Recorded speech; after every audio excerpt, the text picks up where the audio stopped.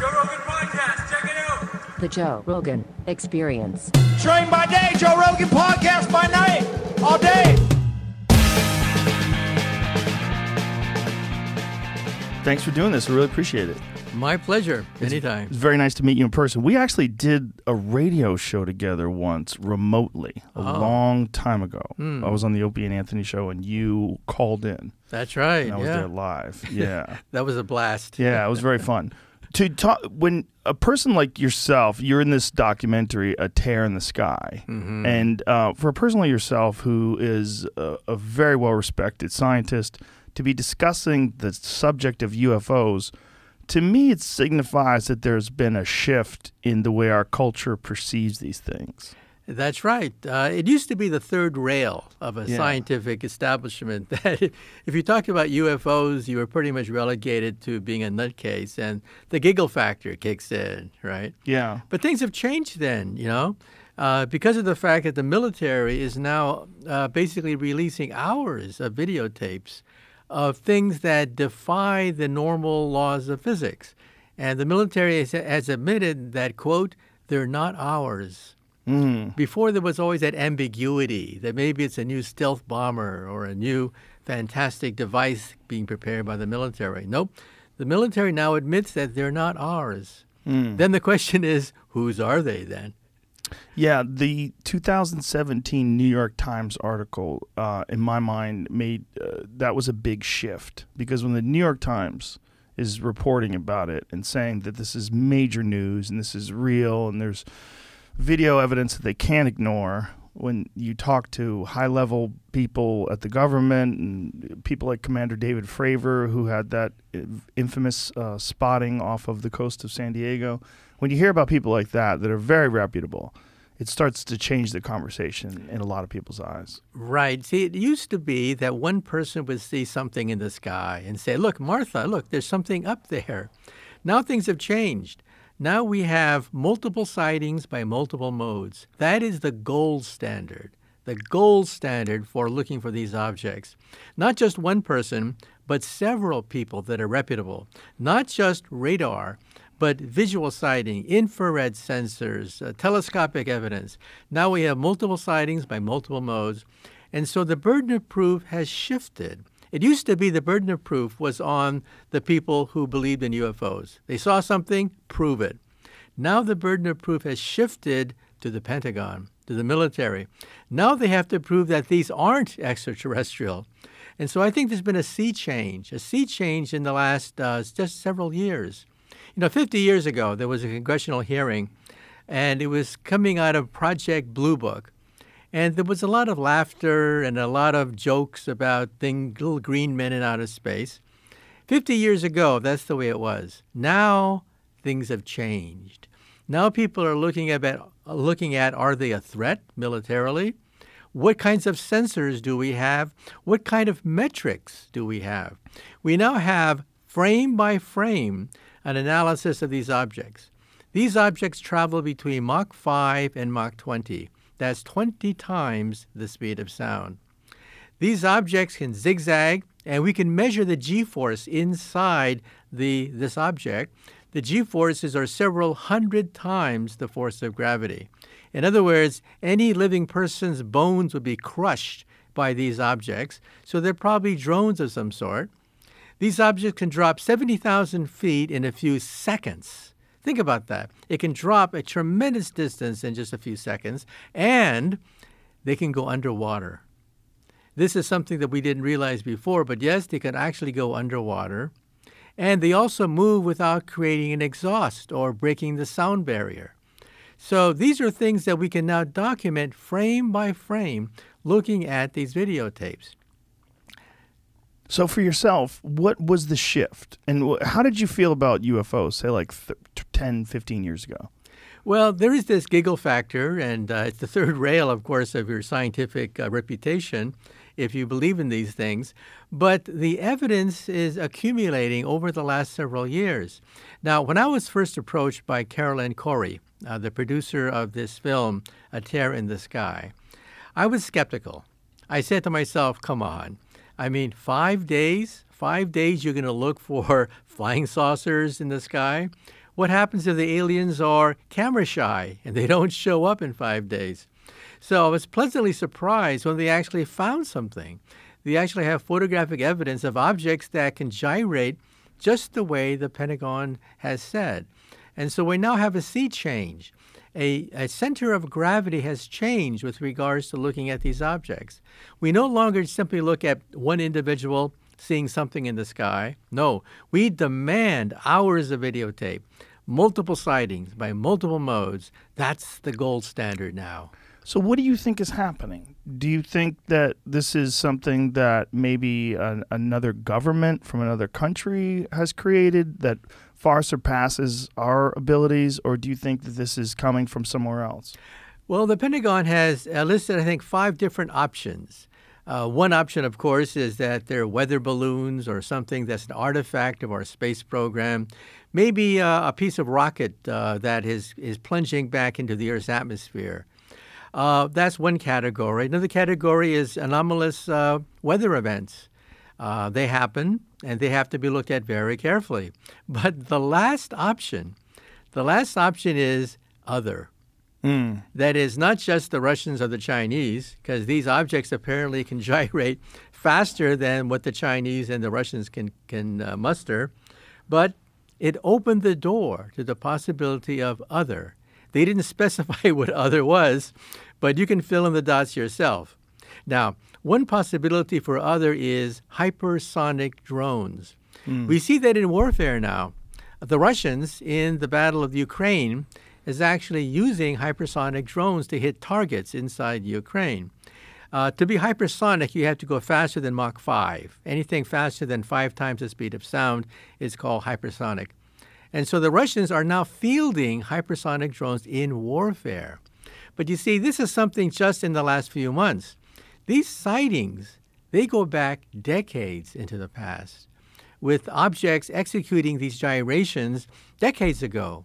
And that's why you have to take them seriously. So the Commander David Fravor event that we talked about off the Nimitz, that was 2004.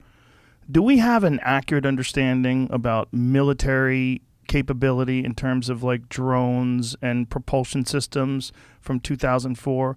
Or are there things that are classified that we are not going to have access to? Like, is it possible that, 18 years ago, they had the capability to have a vehicle or a drone move this way, that just that information has just not been released? Well, 2 years ago, the United States military admitted that it stopped working on these hypersonic drones. Why? They're unstable. They zigzag. And that's why the Russians have put a premium on this technology to evade our Star Wars program. The Russians wanted a rocket that can maneuver and therefore outwit a stationary Star Wars system designed to shoot down these drones. Right. So that's why the Russians have put a priority on this, and they've now fielding in warfare. We actually see them as a military weapon. 2 years ago, the United States military stopped its program. They're too unstable. They were not reliable, and it was not worth the amount of money to put into it because the military was invested in the Star Wars program, not the anti-Star Wars program. But because Vladimir Putin announced the hypersonic drones, then the United States military said, oops, nope, we have to get into the game too. So now the United States is also working on hypersonic drones as well as the Chinese. So the Chinese, the Russians, and the Americans are all working on these things. But you can see how primitive they are. We're talking about objects that defy the known laws of aerodynamics with a technology beyond what we have today. And so that's why people are scratching their heads. Whose are these things if they're not the Chinese, the Russians, or the United States? So one of the main points of contention is the lack of visible propulsion method, right? There's no, essentially, there's no heat signature. There's nothing that we understand to be present that normally exists when something is going at a tremendous rate of speed. That's right. Not only that, these objects create no sonic booms. When you exceed the sound barrier, you create a gigantic boom that is then shatters windows and can be heard miles around. These objects can effortlessly break the sound barrier and not create a sonic boom. And they don't create any exhaust. We don't see an exhaust trail from these objects. So either they're an optical illusion of some sort, or they have a set of laws of physics beyond what we can muster. Now, if they are an optical illusion, if an object were to move in front of your eyes, traveling at a very slow velocity, but you don't know how far they are away, you may think that object is very far away from you, traveling at enormous velocities. So a weather balloon drifting in front of your eyes can simulate an object traveling at hypersonic velocities if you think that weather balloon is far away from you. So how do you tell the difference? Well, you look at wind patterns. It turns out that many of these sightings, these objects defy the direction of the wind. If they are weather balloons that you confuse with a flying saucer, then they would be moving with the direction of the wind. But these objects do not do that. These objects can go against the direction of the wind. Not only that, but we have multiple sightings. If an object is very, very far away, if an object is close to you, but you think it's far away, then it's traveling at an enormous velocity while it's actually just drifting in front of your eyes. How do you tell the difference? By having multiple sensors: radar, infrared sensors, visual sighting. Then you can tell how far this object is away from you, and then you can say that, nope, it's an optical illusion. Well, we do that now. We have multiple sightings of these objects. By radar, we know how the velocity, the distance. Each time it comes out to be real. And so that's why we're scratching our heads. Who has this capability? And the answer is, we don't know. Is there anything that's theoretical that you're aware of that could be applied, like from some other planet or some other galaxy or whatever, that something that maybe we have theorized that could be responsible for the way these things are able to move? Well, you know, when I talk to my friends who are physicists like myself about these things, they sort of like laugh, giggle, their eyes roll up to the heavens, and they say something very simple, that a rocket using conventional means would take 70,000 years to reach us from the nearest star. Therefore, these objects cannot exist. 70,000 years for a Saturn rocket traveling at 25,000 miles per hour to go from a nearest star to the planet Earth. That's why most scientists disregard these sightings, because they defy the laws of Einstein. But isn't that kind of silly? Isn't that kind of like saying, like, you know how long it would take you to get a horse from Los Angeles to Sydney, Australia? Isn't that kind of like saying that? Exactly. And that's why I say that assumes that these aliens or whatever are maybe 100 years more advanced than us. But open your mind to the possibility that they are 1,000 years more advanced than us. 1,000 years is nothing compared to the age of the universe. Right. The universe is about 13 billion plus years old. That's how the age of the universe. And so the age of a civilization, just a few thousand years ahead of us, that is just a blink of an eye to the universe itself. And once you go to higher energies, the laws of physics begin to break down. The laws of Einstein and the laws of the quantum theory break down at something called the Planck energy. Why is that important? That's what I do for a living. I work on something called string theory, which lives at the Planck energy. The Planck energy is 10 to the 19 billion electron volts. That is a quadrillion times more powerful than our most powerful atom smasher outside Geneva, Switzerland. Any civilization that can harness the Planck energy would be able to become masters of space and time. Space and time, as we know it, become unstable at the Planck energy, which is far beyond anything that we can muster here on the planet Earth. So we physicists theorize, how advanced do you have to be to access the Planck energy? Well, we rank them. The Kardashev scale says that there could be type 1, type 2, or type 3 civilizations. A type 1 civilization is maybe 100 years more advanced than us, to maybe 1,000 years, sort of like Buck Rogers or Flash Gordon. They control the weather. Volcanoes, earthquakes, anything planetary, they control. That's type 1. Then there's type 2. Type 2 is stellar. They harness the power of an entire star, like Star Trek. Star Trek would be a typical Type 2 civilization where they manipulate entire stars. Then there's Type 3. Type 3 is galactic. They roam the galactic space lanes. They play with black holes like the Empire of the Star Wars series would be a typical Type 3 civilization. Then the next question is, what type do you have to be to harness the Planck energy? The energy at which space and time become unstable, where wormholes may develop, gateways through space and time, portals through empty space. You have to be Type 2 or most likely Type 3. Then the next question is, how long will it take before you become Type 3? Well, we are maybe 100 years away from being Type 1. We're maybe a few thousand years from being Type 2, and we're maybe 100,000 years from being Type 3. And 100,000 years is nothing on a galactic scale. The age of the universe is, as I said, over 13 billion years old. And so once a civilization reaches the Planck energy, that is a Type 3 civilization, space and time become your playground.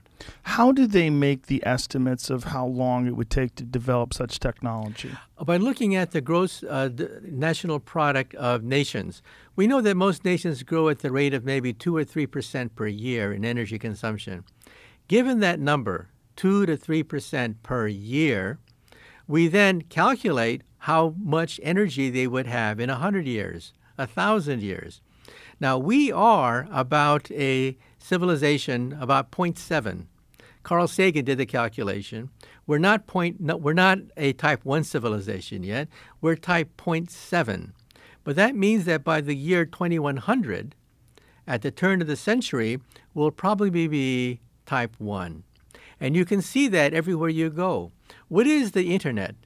The Internet is the beginning of a Type 1 communication system. We're privileged to be alive to see the first Type 1 technology fall into our era.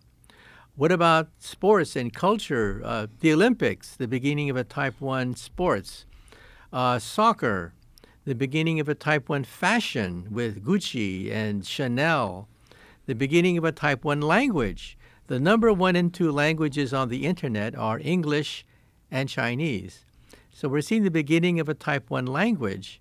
So in other words, the greatest transition in human history is maybe 100 years from now when we become Type 1, a planetary civilization harnessing planetary forces. That is perhaps the greatest transition in modern history. And we're about 100 years from becoming Type 1. So the Type 1, we would be able to control weather events and we'd be able to control planetary events. That's right. Like you believe that by Type 1 we'll be able to prevent supervolcano eruptions, things along those lines? That's right. We'll have the power of an entire planet at our disposal. And we see the beginnings of that today because that's been the biggest change in the last 100 years. 100 years ago, we existed as a fragmented civilization, nations battling each other for small turfs. Now we're beginning to see the emergence of planetary blocks, a planetary economy beginning to develop.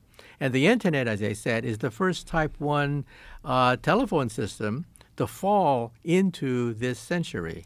When you think of technologies that could potentially change the pattern of progression, meaning that, you know, we're on this sort of exponential rate of increase in technology, what about something along the lines of what Elon Musk is proposing with Neuralink, something that would change the way a human being's brain interfaces with information and with each other? Yeah, I think that's coming. First of all, when you look at the history of science and technology, the first phase was the Industrial Revolution of 1800, when we physicists worked out the laws of steam engines and thermodynamics. That was the first great transition in human society. The second great transition was when we physicists worked out electricity and magnetism. They gave us the electric age with dynamos and generators and radio and television. The third great transition was the computer revolution, when we physicists worked out the quantum mechanics of transistors.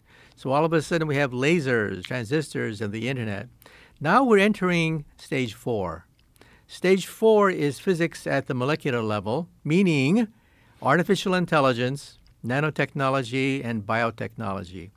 You are now talking about the fifth wave, the fifth force, and that is physics at the atomic level, meaning BrainNet.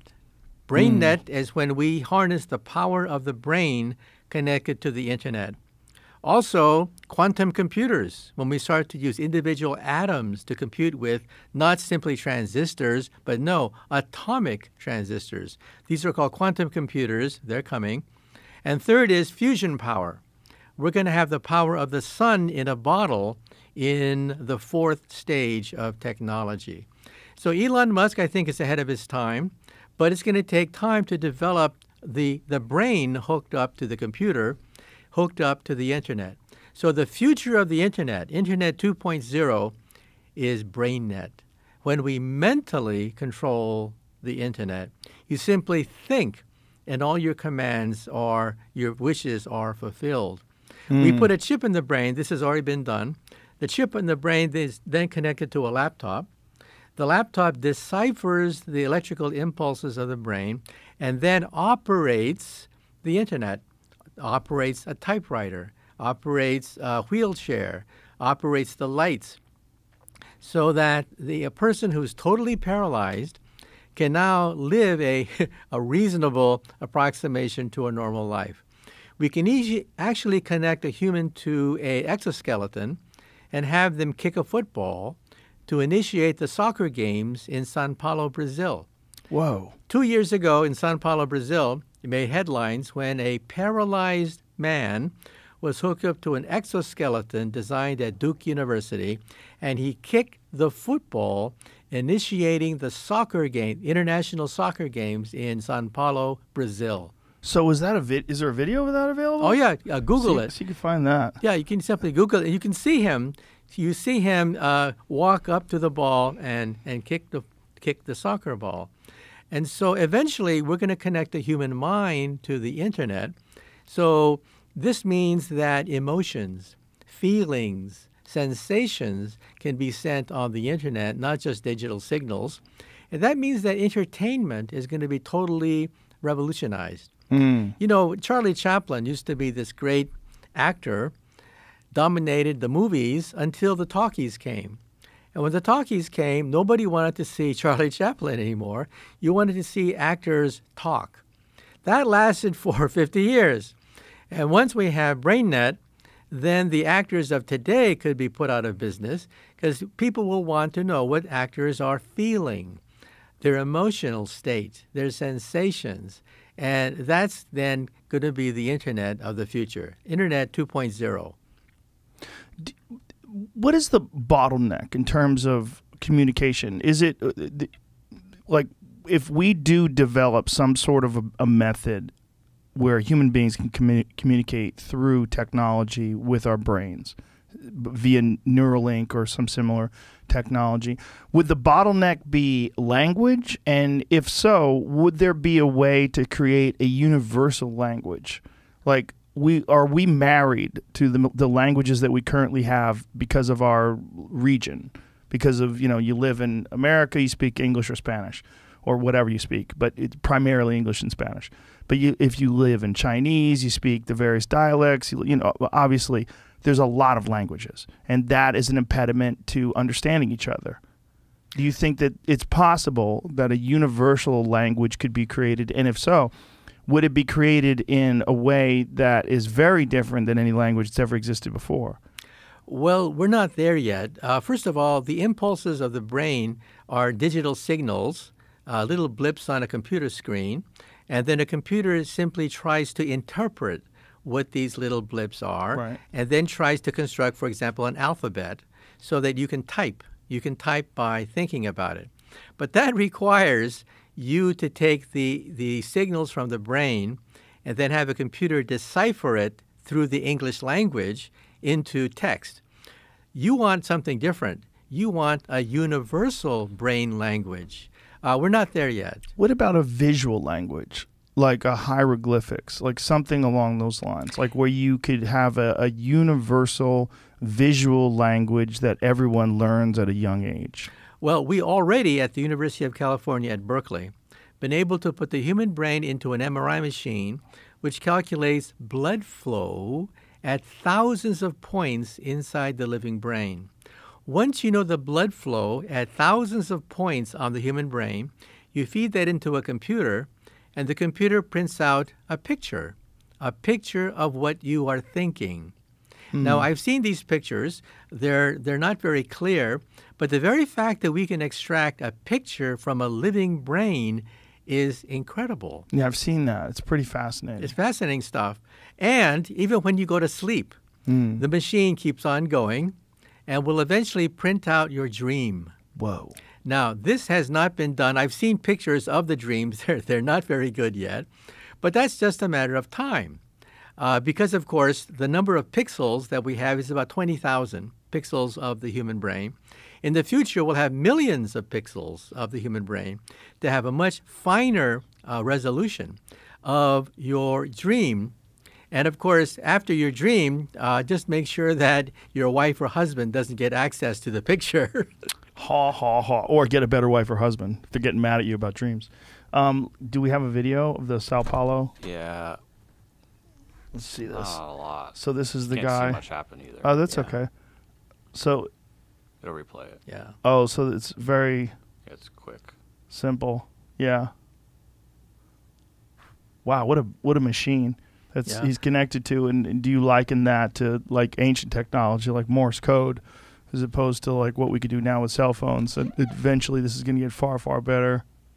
Yeah, remember, this is the first time in history that Right. someone with an exoskeleton has been able to, on national television, execute something that we just take for granted. Yeah. You know, and that's today. Can you imagine what's going to happen in the future? Well, one of the things that Elon has said is that one of the first uses of this Neuralink technology will be to help people that have damaged spinal cords and help them regain full motion of their body. Right, to bypass the spinal cord. Yeah. You know, the human brain, we can have a map of the human brain where the arm, the leg, the tongue are attached. So this creates what is called the homunculus. The homunculus is an image of a human body superimposed on the surface of the brain. So when you want to activate your leg, you simply know what part of the brain is connected to the leg, and you simply put a chip there. And by thinking through that chip, you can then move your leg. Well, obviously, by putting many chips throughout the surface of the brain, you can control the entire human body and stick that into an exoskeleton and become Iron Man. And Iron Man can fly, but of course, we can put jetpacks with hydrogen peroxide fuel inside a jetpack, and you can start to fly just like Iron Man. Now, we're not there yet, but I'm just saying that in principle, it is possible. Do you, how old are you now? 75.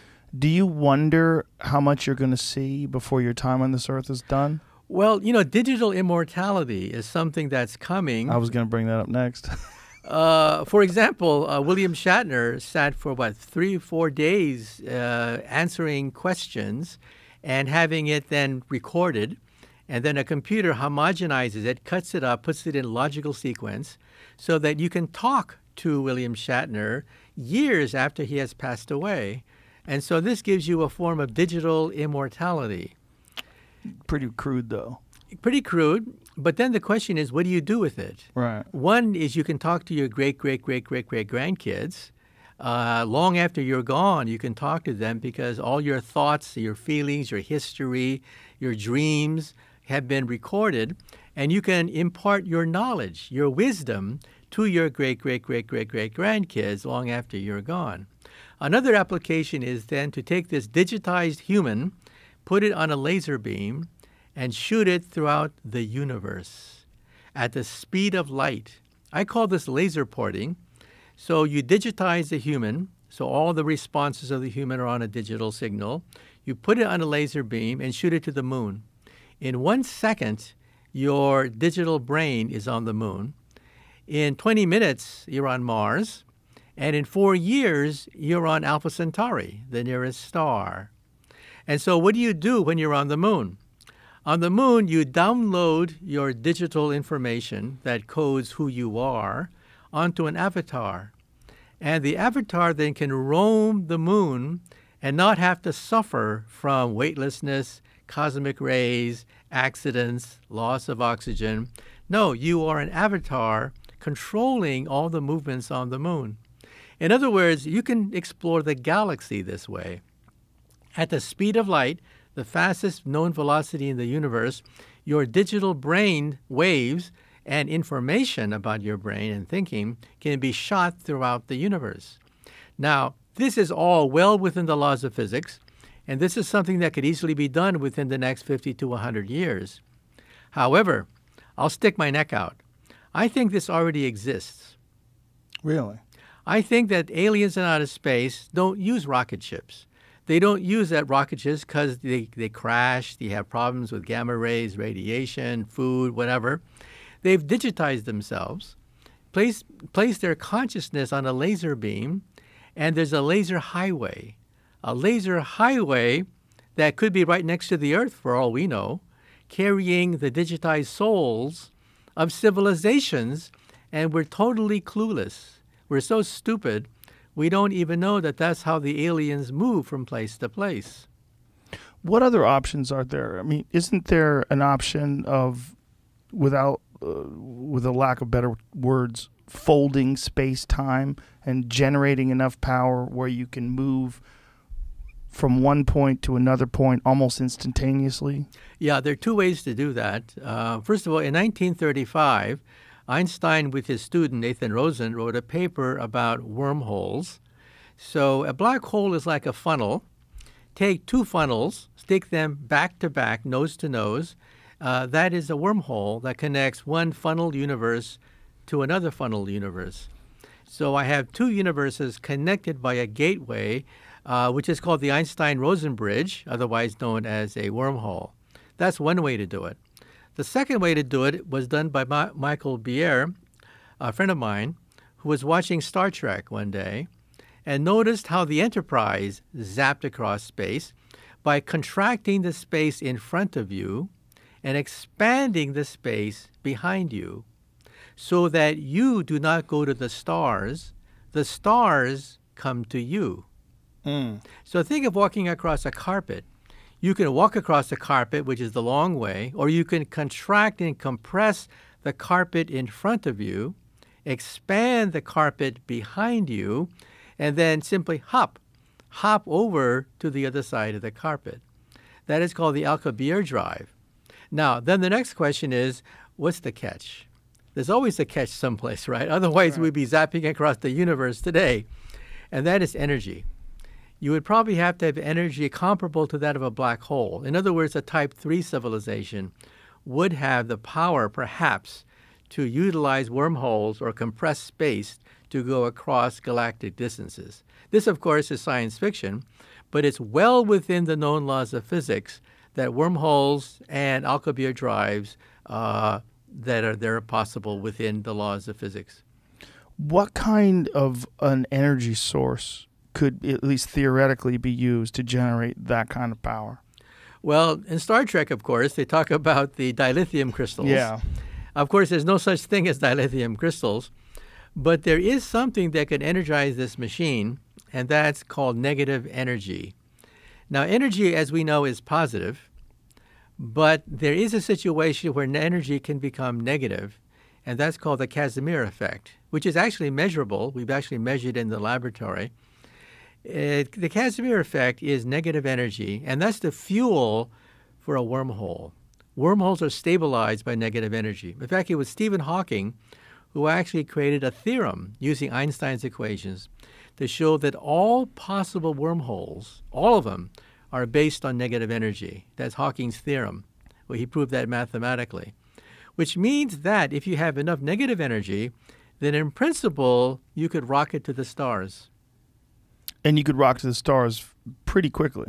Oh, instantly. Instantly. Right. So if we're talking about a civilization that is 100,000 or 1,000,000 years Type more 3, advanced, right. Yeah, that's what we're possibly looking at. That's right.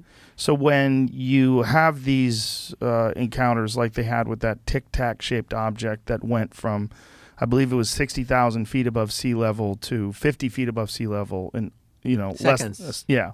So when you're talking about that kind of speed, possibly that's what you're looking at. That's right. We're talking about them reaching us through a method that is far beyond chemical rockets. Chemical rockets, as I said, take 70,000 years to reach us from the nearby stars.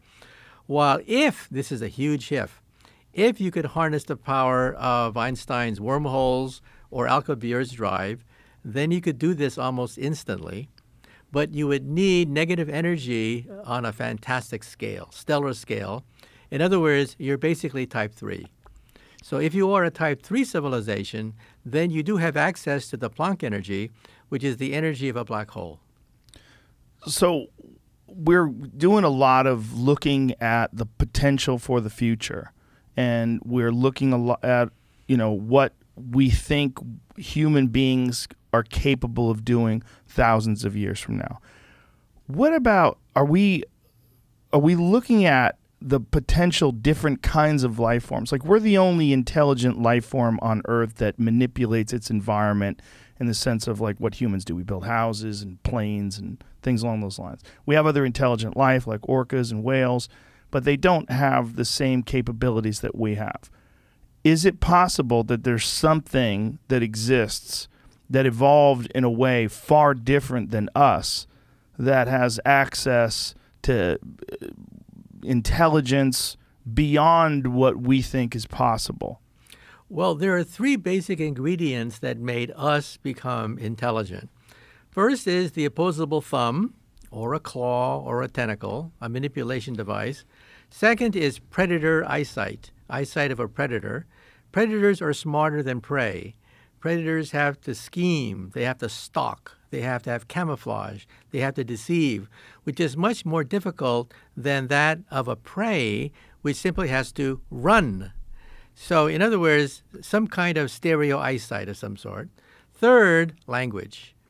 A baby learns, several words a day. By the time they're in high school, they know several thousand words. Animals are lucky if you can get maybe 50 or so words out of them. So those are the three ingredients that made us intelligent. And then you ask yourself a simple question. How many other animals have all three? An advanced language, opposable thumb of some sort, and stereo eyesight. Well, we're the only game in town. But that doesn't mean that in the universe there couldn't be other situations with different combinations which have these three ingredients: communication, manipulation of the environment, and coordination of that. That's how we became intelligent, and it could happen in other planets. Do you think that one of the impediments is what we were talking about earlier, that the languages are so different? Like, in order for us to share knowledge with people in China, we have to learn their language. To share knowledge with Germany, we have to learn their language. There's got to be some sort of communication. What if a species developed where they didn't have a language barrier, or perhaps they communicate in a method that we don't understand yet, or that we're not capable of because we live in a completely different environment than them? Like, maybe they communicate from the jump telepathically. Well, they would have a definite advantage if they Yes. could communicate telepathically, because then they can share knowledge almost instantly. And that's not outside the realm of possibility, right? Not outside their own possibility. However, it'd be very difficult because our brain has not developed a universal language that allows us to communicate with other brains. Now, we do have what is called synthetic telepathy. Synthetic telepathy already exists, but that's mediated by a laptop computer. You take two people who are paraplegics or have problems with their brain. You can connect the two brains together, but the language these two brains speak is still English. Right. So that's a problem. But You want a universal language. Yes. But we do know that there's some species that communicate without language, like bees. I remember we were filming this television show on Fear Factor, and one of the things we did was we had this stunt that these people had to get covered in bees. So this beekeeper who was hired to cover these people in bees, had to stop the production down because a neighboring beehive had come over to investigate. And so these bees flew up into the air to visit with the neighboring bees, and they communicated. And I said, well, what do you have to do? And he goes, we just have to let them work it out. He goes, they're going to figure it out. It'll take a little while, though, so everybody should just move away. So we all moved away, and he watched his bees communicate with these other bees. I go, what are they doing? He goes, we don't really know. We really don't know. We think they use pheromones. We think but somehow or another, they're going to relay that they are not moving in, that they're just temporarily here, and that will be enough for the neighboring bees to say, well, enjoy your time here and take care. And that's what happened. I mean, obviously, I'm simplifying it into language, but something happened where they've worked out that these bees somehow or another knew that these other bees were not from there. Well, when you look at ants in your own house, for example, or in the forest, you notice that when two ants meet, they exchange chemicals, invisible chemicals, and they move on to the next ant, and they bump into them, and then they exchange chemicals, right? So we've tried to decipher that language, and it turns out there's only a handful of chemicals that we've identified that are exchanged between ants, and then at MIT, they've tried to construct artificial ants. Robot ants. So when two robot ants meet, they exchange a limited vocabulary, just like what ants do in real life, a limited vocabulary. And then the next question is, with these mechanical ants, can you reconstruct ant society? All of ant society given a primitive language that exists between two ants. And the verdict is still out, but the answer seems to be yes. That given a limited vocabulary between two ants, it's possible to construct ant society on the basis of a rather primitive language. And when you say ant society, do you mean like the hierarchy of queen and workers and all that? That's right, and building the nest and fending off invaders and disposing of dead ants.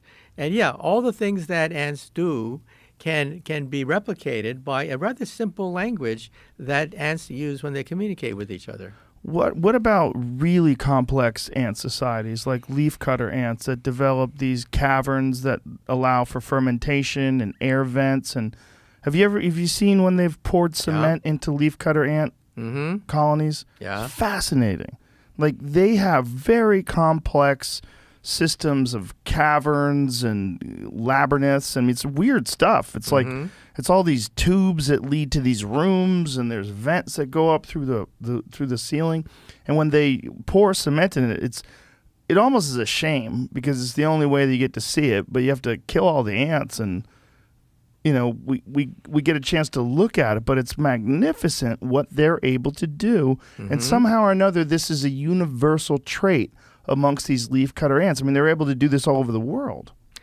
Yeah, but unfortunately, we humans are stuck with language, and these languages are embedded due to a society that created that language, and there's no universal language, unfortunately. And it would be very difficult to extract a mental language using electrodes because the language that we get from the brain is interpreted through English.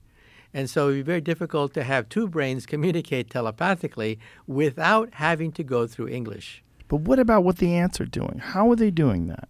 Do you have a theory? Have you ever stopped and thought about like the technology involved in the creation of all these labyrinths and these colonies, and the fact that they're able to do this repeatedly? Well, figure for the moment that they have a language that is chemical, and they're able to exchange maybe 10 to 100 different chemicals. What kind of society can you create with 100 words? Well, if you think about it, we humans do pretty well with just a few hundred words. To take a look at the evolution of human society, a few hundred words is enough to create a semblance of human society. A few thousand words, and then, of course, you're talking about accumulating new knowledge and new strategies. But just to have a society that operates, a few hundred words is probably enough. When people gossip, how many words do people use when they gossip? Just a few hundred words. And we know that because we have robots now that try to communicate by gossip.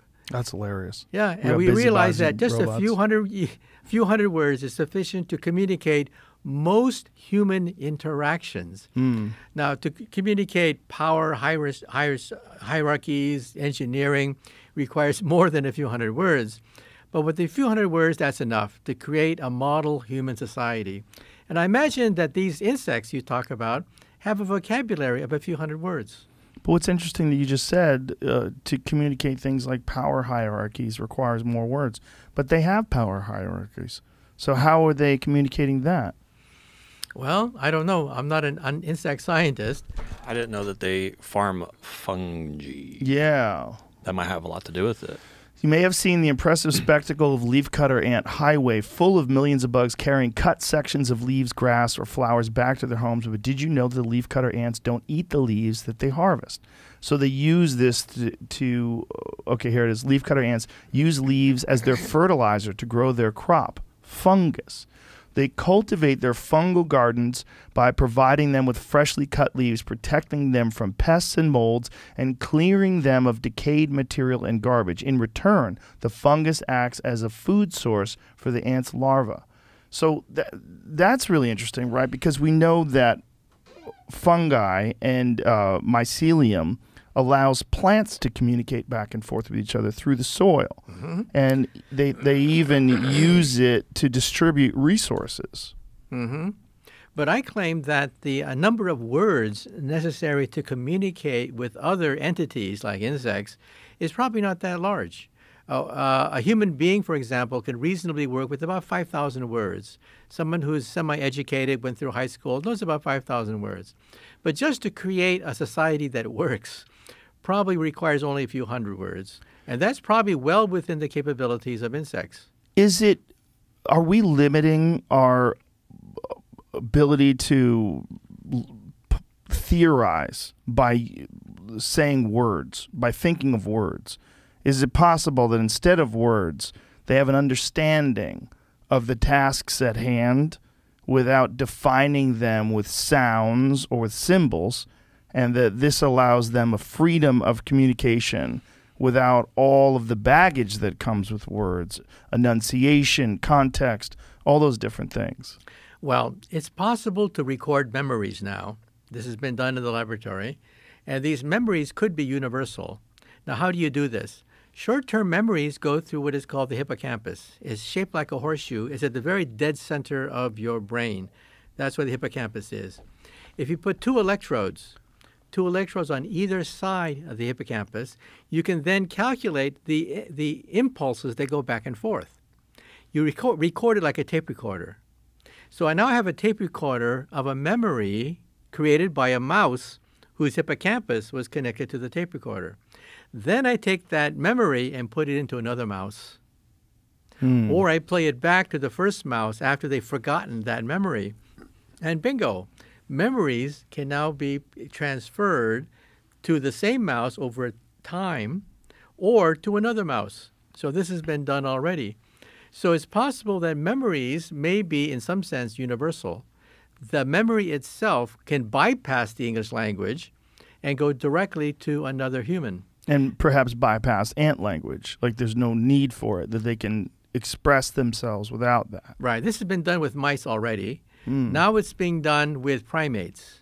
We want to see whether or not primates can learn a simple task, like, for example, drinking water. That's what the mice were trained to do.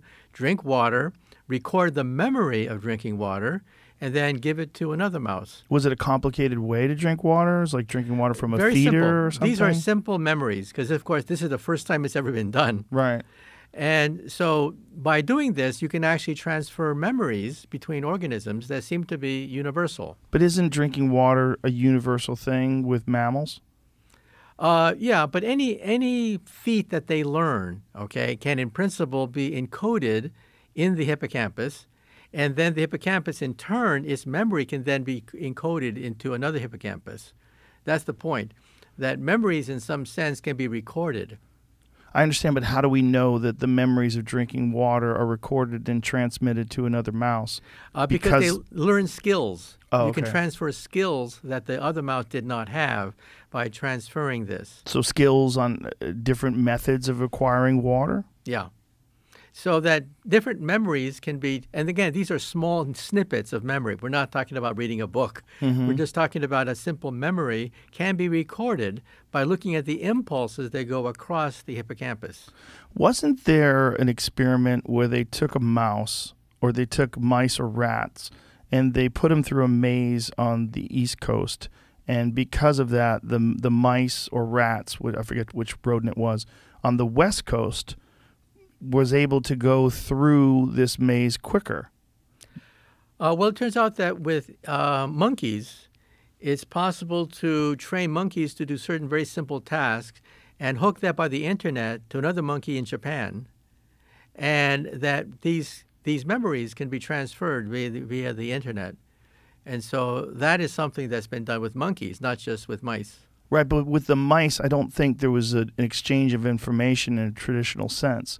I think this was, if I'm remembering it correctly, this is Rupert Sheldrake's concept. He had this concept of morphic resonance, and the idea was that you could somehow or another bestow information, like in a primitive sense, through a species, where one member of the species learns it, and that information somehow, through some unknown method, becomes more readily available to other members of that species that are not directly connected. Well, I don't know about that. We're talking about things that are reproducible in the laboratory. Yeah, that's why I'm asking you. Electrical I don't signals. know if that was reproducible. See if you can find if that's reproducible, if that they did that. Because I remember, I'm 99% sure it was Rupert Sheldrake who was talking about that, and I remember thinking, like, that seems to be something that would be like a lot more popularly known. Yeah, but we're talking about things that are done. These studies were done in Los Angeles. Right. And we're talking about these things are publishable. Other groups at MIT have replicated these experiments. And so we're beginning now to understand the ways in which memories are created and transferred. And when they transfer these memories from primate to primate through the internet, what method are they using to transmit? Electrical. Right. So what is the information? How is the information encoded? It's encoded as impulses, electrical impulses that go across the hippocampus that you simply tape recorded. In other words, there's no translator. There's no intermediary that translates into English and back into electrical signals. We're talking about raw electrical signals, the raw signals that you don't process at all, right? Simply being tape recorded and then shot into the same person months later, and they recall the memory that they forgot. Right. And what was able to be achieved with these primates? Well, that's what's being done now. Right. First, it was demonstrated in mice. Simple tasks like drinking water can be then transferred onto the internet. I'm still confused about that because drinking water is a universal trait. There were other traits, too. Any trait But when you say drinking water, doesn't every mouse know how to drink water? Yeah, but other things can be done, but they started with the simplest first. Right, but how do we know that this information is transmitted to the mice since water drinking is just from the womb? They know how to drink water. What happened was they taught the mouse some tricks, and then they actually gave it a chemical which allowed the mouse to forget the trick, okay? And then later, months later, after the mouse forgot the trick, they then shot the same electrical impulses into the hippocampus, and the mouse immediately remembered the trick. That's how it was done. And so what are they attempting to do with these primates specifically? The same thing, that what you can do with a mouse, they think they can perhaps do with a primate. And eventually the goal is Alzheimer's patients, a memory chip. They want to create a memory chip that you push a button and then memories come flooding into the hippocampus of a Alzheimer's person, so they know where they live. If they get lost, they know how to get back home. They know who to call, telephone numbers, and things like that. That's the ultimate goal, is to create a memory chip for people that have fading memories like Alzheimer's patients. That's the goal. And then once that's achieved, ultimately the possibilities are endless. Well, yeah, learn calculus at college by pushing a button. And then, the Matrix. Just like the Matrix, right? Yeah. Having whole memories shot into the brain. I'm sure you're familiar with Ray Kurzweil. Oh, yeah, I know, Ray. What do you think about Ray's ideas that we're going to eventually be able to download consciousness into some sort of a computer or something, and you will essentially inhabit that rather than be a biological entity like that? Do we know enough about consciousness that that's even possible? Well, digital immortality is coming, but digital immortality is coming in stages. What's being done now, today, is something that can be done anywhere. They took William Shatner, sat him in a room, and simply let him talk and about his life. They recorded this huge volume of information, digitized it, so that in the future his descendants can talk to him with a holographic image. Right, but that's not him, right? Like that's not him. Right? We always think of ourselves as how we feel. Like you're sitting here across from this table with me. It's not just your voice. It's not just your information that you have. It's you. Like if I smile, you smile back. We laugh. We joke around together. This is two human beings interacting with each other. If it's just your digital memory and just your voice and this digital that's great for other people to experience, but you won't experience it at all. How far do you think we are, or is it even possible to make you exist inside some sort of a computer or some sort of an electronic entity? This gets us into the Connectome Project, which I mentioned in my book, The Future of the Mind. The Connectome Project is to locate the connections of every single neuron in your brain. So far, the Connectome Project has been able to take a fruit fly, slice up the brain of a fruit fly, put it in an MRI scan, and then map exactly all the neural connection of 100,000 neurons inside the brain of a fruit fly. That's today. Now, that's 100,000 neurons. The brain has 100 billion neurons. So you see how far we have to go before we have the Connectome Project being able to create a digital copy of your brain. And then, of course, you would live forever. All your thoughts, memories, personality quirks, everything would live forever. Right, but would it evolve? I mean, isn't a thing about your personality that it evolves and changes depending upon your life experiences? Well, in principle, it would be you. It would be a digital copy of you down to the neuron level. We don't have this. We won't have it for many decades to come. But we're making progress. Right now, we're up to 100,000 neurons being digitized. And in the future, it'll be perhaps a few million neurons, perhaps a mouse, a rat, a rabbit. That's perhaps the next jump. And from there, perhaps jumping to a monkey, and then perhaps after that, jumping to a human.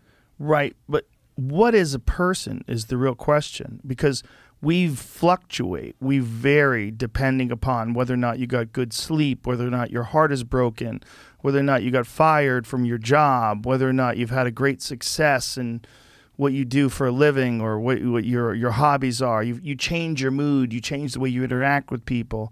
Like, that's what a person is. I mean, are we...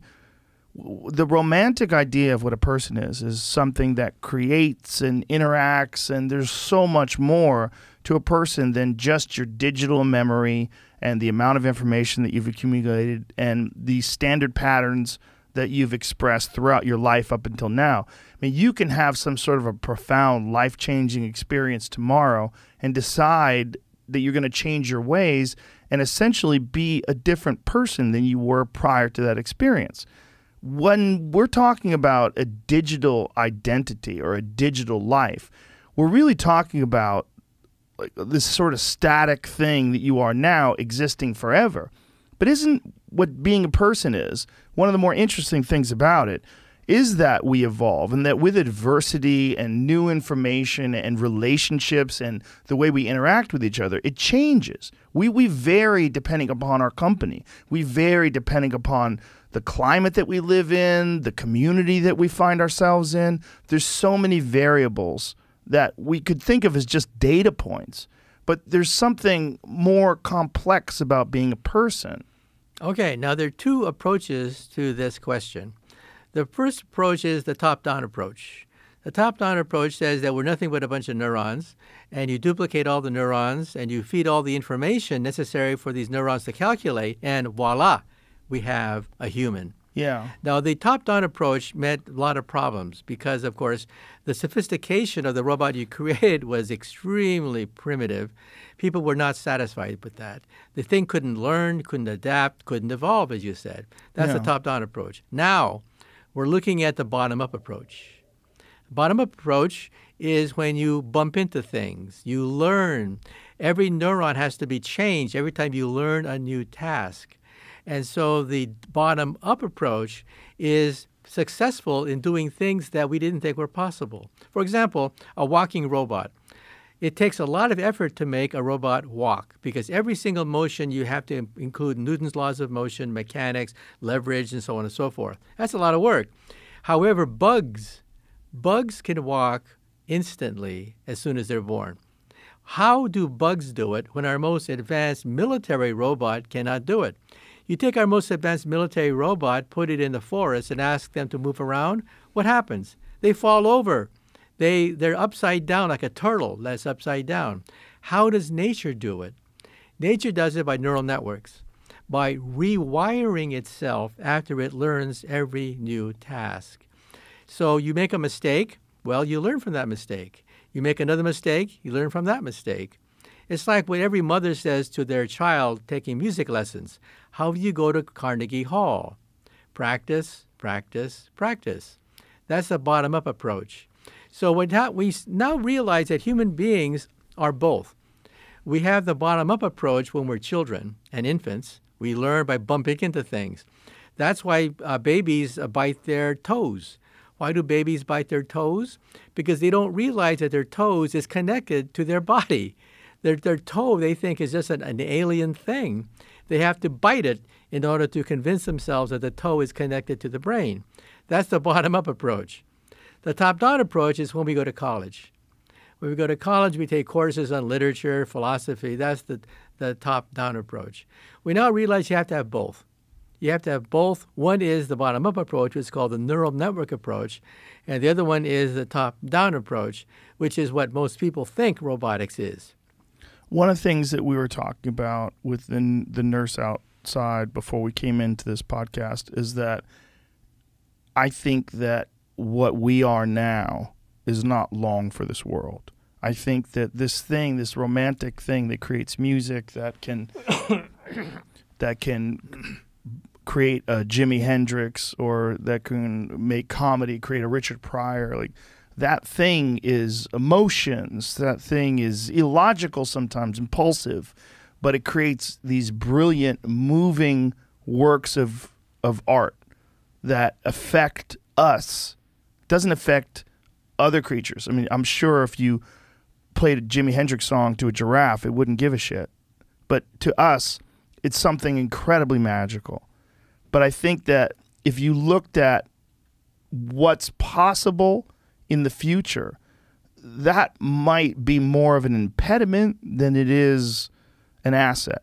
And I wonder if with our integration, if we have this symbiotic integration with technology, that might be one of the bottlenecks that we have to lose, and that our future selves, whatever we become, like if we used to be a single-celled organism, we became multi-celled organisms, we became ancient primitive primates, we become modern humans, we become symbiotic with some sort of an electronic thing. We intertwine with this. And one of the problems, if we look at all the things that are going on in the world, if we look at the greed that makes people become corrupt politicians, if we look at the horrors of war, we look at some of the more terrible things that people are capable of, how many of those things are attached to our ancient primate minds and our ancient primate instincts?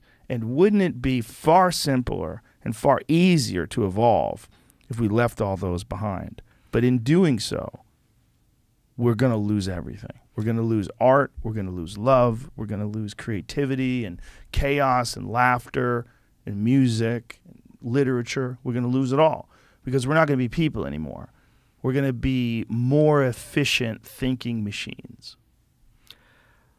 Well, some people ask yet another question, which is corollary to what you said, and that is, at what point do the machines become dangerous and turn on us? Artificial intelligence. First of all, our robots today, believe it or not, our military robots have the intelligence of a cockroach, a retarded cockroach, a lobotomized, retarded, stupid cockroach. You put them in the forest and they get lost. They get lost. You put a cockroach in the forest, they find food, mates, shelter. They do perfectly well in the forest. But I can visualize a time in the future when our military robots have the intelligence of a mouse, and then maybe a rat, and then maybe a rabbit, and then maybe a dog or a cat. And by the end of the century, I think perhaps the intelligence of a monkey. At that point, I think they're potentially dangerous because they have a mind of their own. They realize that they're not human. Now, dogs, you see, dogs are confused. Dogs think that we are a dog. Do you think you met Marshall? You met my dog out there. Yeah. Do you think he thinks you're a dog? Yeah, because imprinting, when you're very young as a puppy, you imprint immediately on who's the top dog, who's the mother dog, and you're very early in your stage of growing up, you know your pecking order. Very, very clear, because they are pack animals, unlike cats. Cats are not pack animals. They're lone hunters. That's why cats are very mysterious. While dogs are pack animals. They understand the hierarchy, and they understand that you are the top dog. They are the underdog, and you are the top dog. But if you met my dog, you know that he reacts very differently to people than he does to animals. If he meets another dog, it's a very different experience. I think he knows the difference between a dog and a person. I just think he accepts the fact that humans are the dominant animal, but I don't think he thinks we're dogs. Well, he thinks that this is tribe.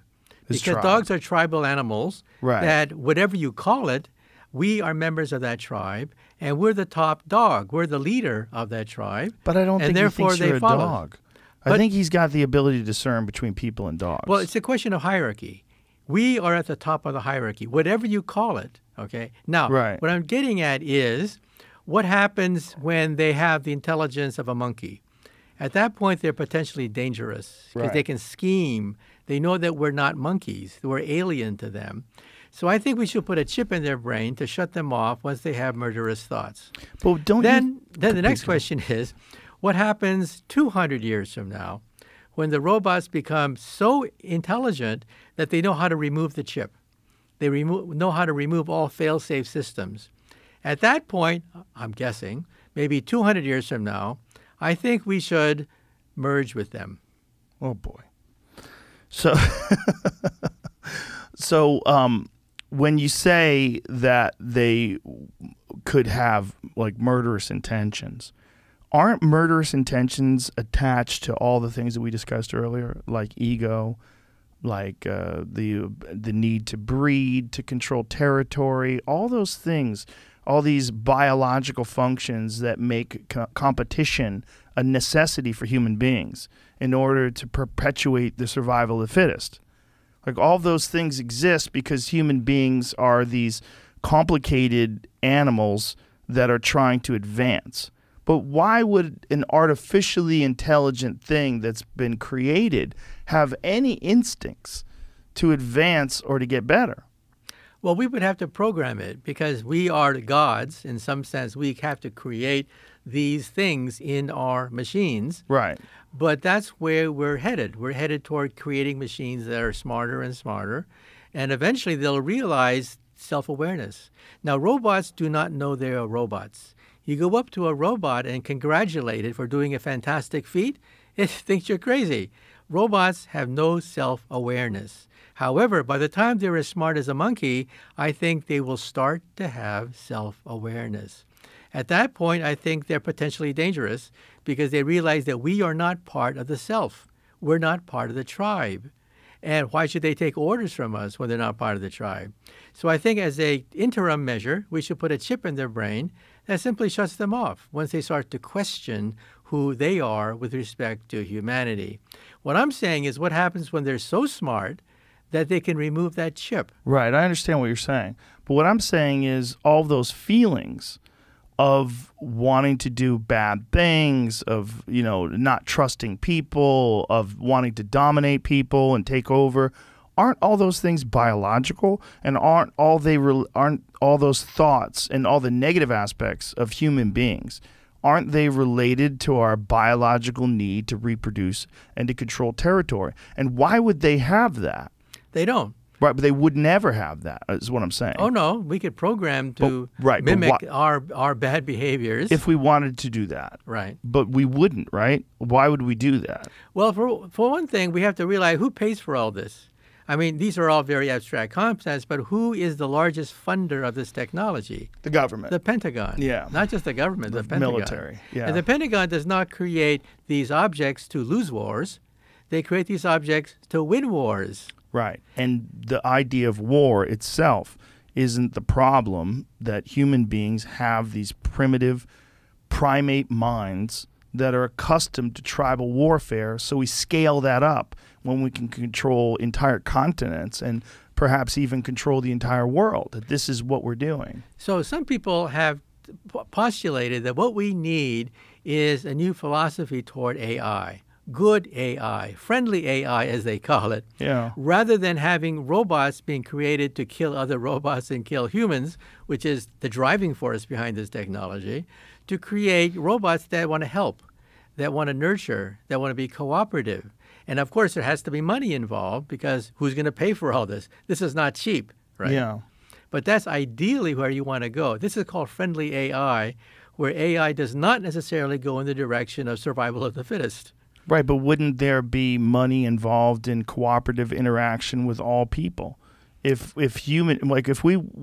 our economies are based on interactions, they're based on exchanges, wouldn't more cooperation and more exchanging of resources and more cooperation in terms of intellectual properties, wouldn't that be better for everyone overall, because we would advance better? We would be able to solve some of our problems like climate change, pollution, things along those lines. Well, ideally, yes, but we live in a practical world, a world where sometimes idealistic notions don't get anywhere because there's no funding, there's no impetus, there's no desire in that direction. So we have to create one. We have to create a situation where we want to create robots, want to create entities that want cooperation and to build rather than to destroy. Yeah, that's what I'm saying. And wouldn't it be more intuitive for people to sort of accept those ideas if we slowly but surely abandon a lot of our biological instincts? Like, one of the things that freaks me out about aliens is that they're so uniform. And like, when people have these visions of these grays, now I don't know if they're real or not. I have no opinion on that. But it's fascinating to me that they all take on the same sort of image. It's like this spindly thing with no muscle.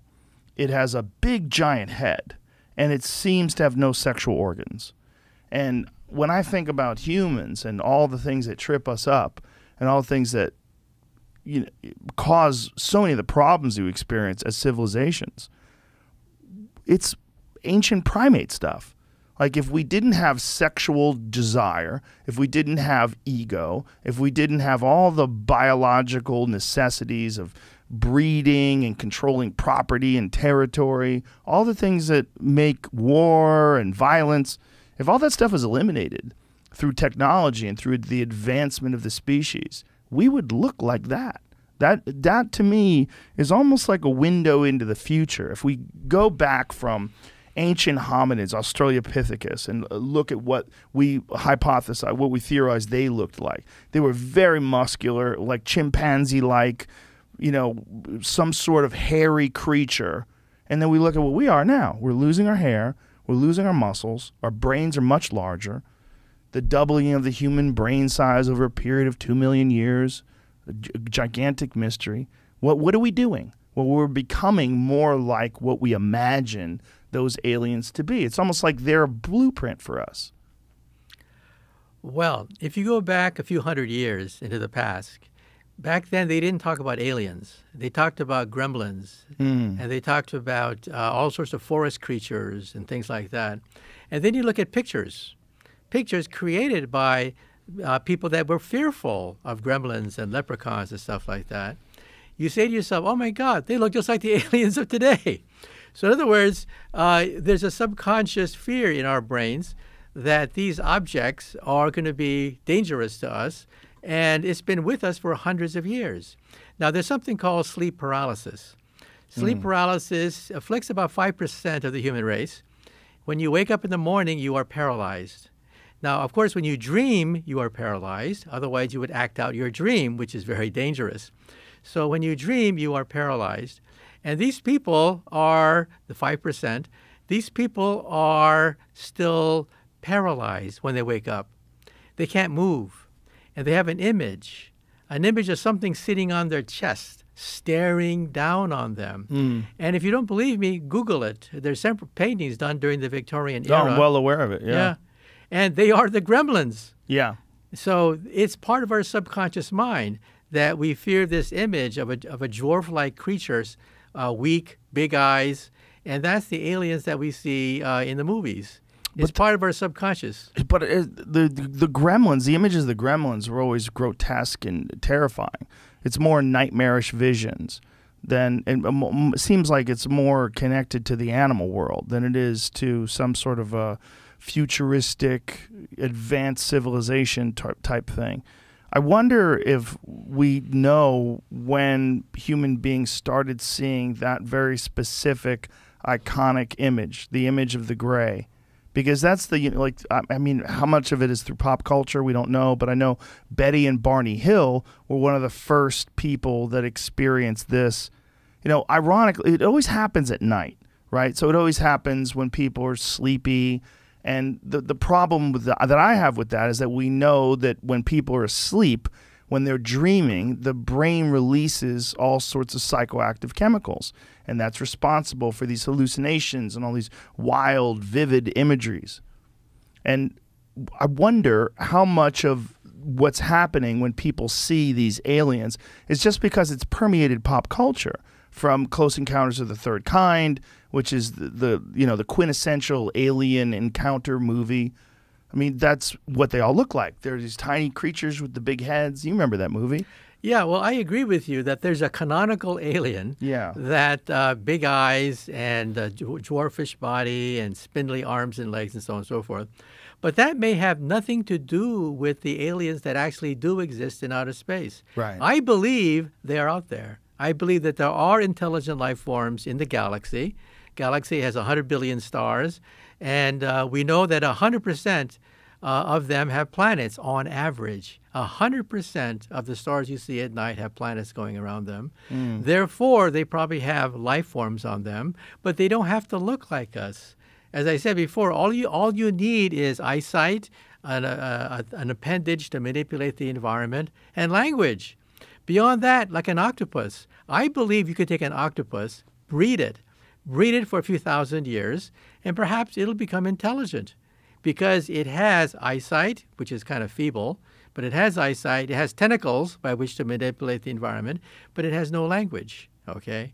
But I think it is possible that we could, if we could orchestrate this, grow an intelligent species from the Earth that don't look anything like us. So the fact that we see these alien creatures look just like a dwarfish version of us is imprinted in our hippocampus and our amygdala of our brain. Is intelligence limited to language, though? Because we do know that octopi do things that seem to indicate intelligence. Like they know how to twist jars open. They know how to open things. They know how to manipulate stuff. They know how to climb out of a fish tank, go into another fish tank, climb in, kill the fish, and then climb back into their fish tank. Have you ever seen those videos? Yeah, amazing what they can do. Yes. Right? But they do these as solitary creatures. They don't do this in a coordinated fashion. To build a starship, you had to have lots of coordination, lots of minds put together to create a starship. Right. I'm not saying that they have the kind of intelligence that we have, but there's a type of intelligence. You can't say that octopi aren't intelligent. Oh, no. I think they have a level of intelligence that we've underestimated. Yeah. And I think a lot of things like the porpoise, the dolphin, they have a language that we still have not deciphered. We still have not deciphered the language of dolphins and sea creatures. Yeah.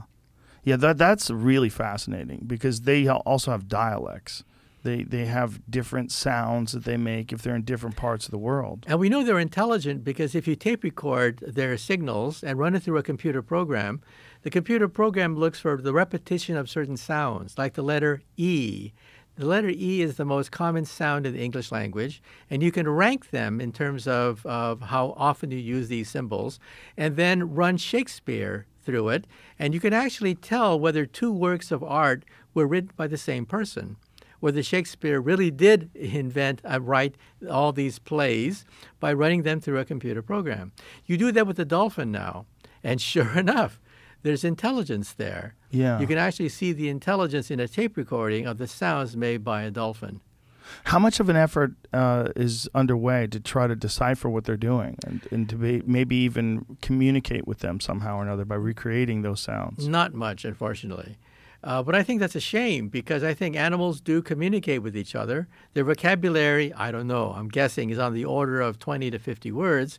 But still, that's enough for them to survive in the wild. And they definitely do communicate with sounds that are repetitive, indicating intelligence. You aware of John Lilly? No. John Lilly is a pioneer of interspecies communication who developed he tried to come up with methods to communicate with dolphins, and they had this one study that they were running that got shut down because this woman was living with a dolphin, essentially. They filled a tank up and had it waist high in water and gave her a bed so she would climb out of the water into the bed, and she would live with this dolphin and communicate with it. But the dolphin was always sexually aroused, and it wouldn't communicate and it wouldn't participate in any of the things while it was horny, essentially. So she, for lack of a better phrase, manually manipulated the dolphin to climax. And they found out about that, and they shut down the study because they thought it was disgusting that this woman was masturbating a dolphin. But what he was trying to do, he was trying to come up with a bunch of different ways to interact with dolphins. But he was trying to get the dolphins to communicate with human language, like to get the dolphins to say human things and teach them. I don't think they ever really got anywhere with it, unfortunately, but he was a wild guy. He was also the guy that invented the sensory deprivation tank. Well, I think it's the opposite, that instead of having dolphins learn English, yes, we should learn the language of the dolphins. But this was in the 60s.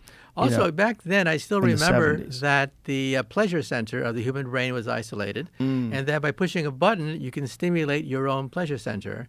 You take a mouse, and you stick a mouse to a telegraph key, and the telegraph key stimulates the pleasure center of the mouse until the mouse dies of starvation. So the mouse would rather die of starvation than stop stimulating his pleasure center. Right. They go up the evolutionary scale, and then they start to do the dolphin. They put a dolphin in a chamber. By moving forwards and backwards, the dolphin can stimulate its own pleasure center. So they wonder, what would happen? Would it starve to death? Well, what happened was the dolphin would hit the pleasure center repeatedly until it realized, I'm dying. I'm going to die.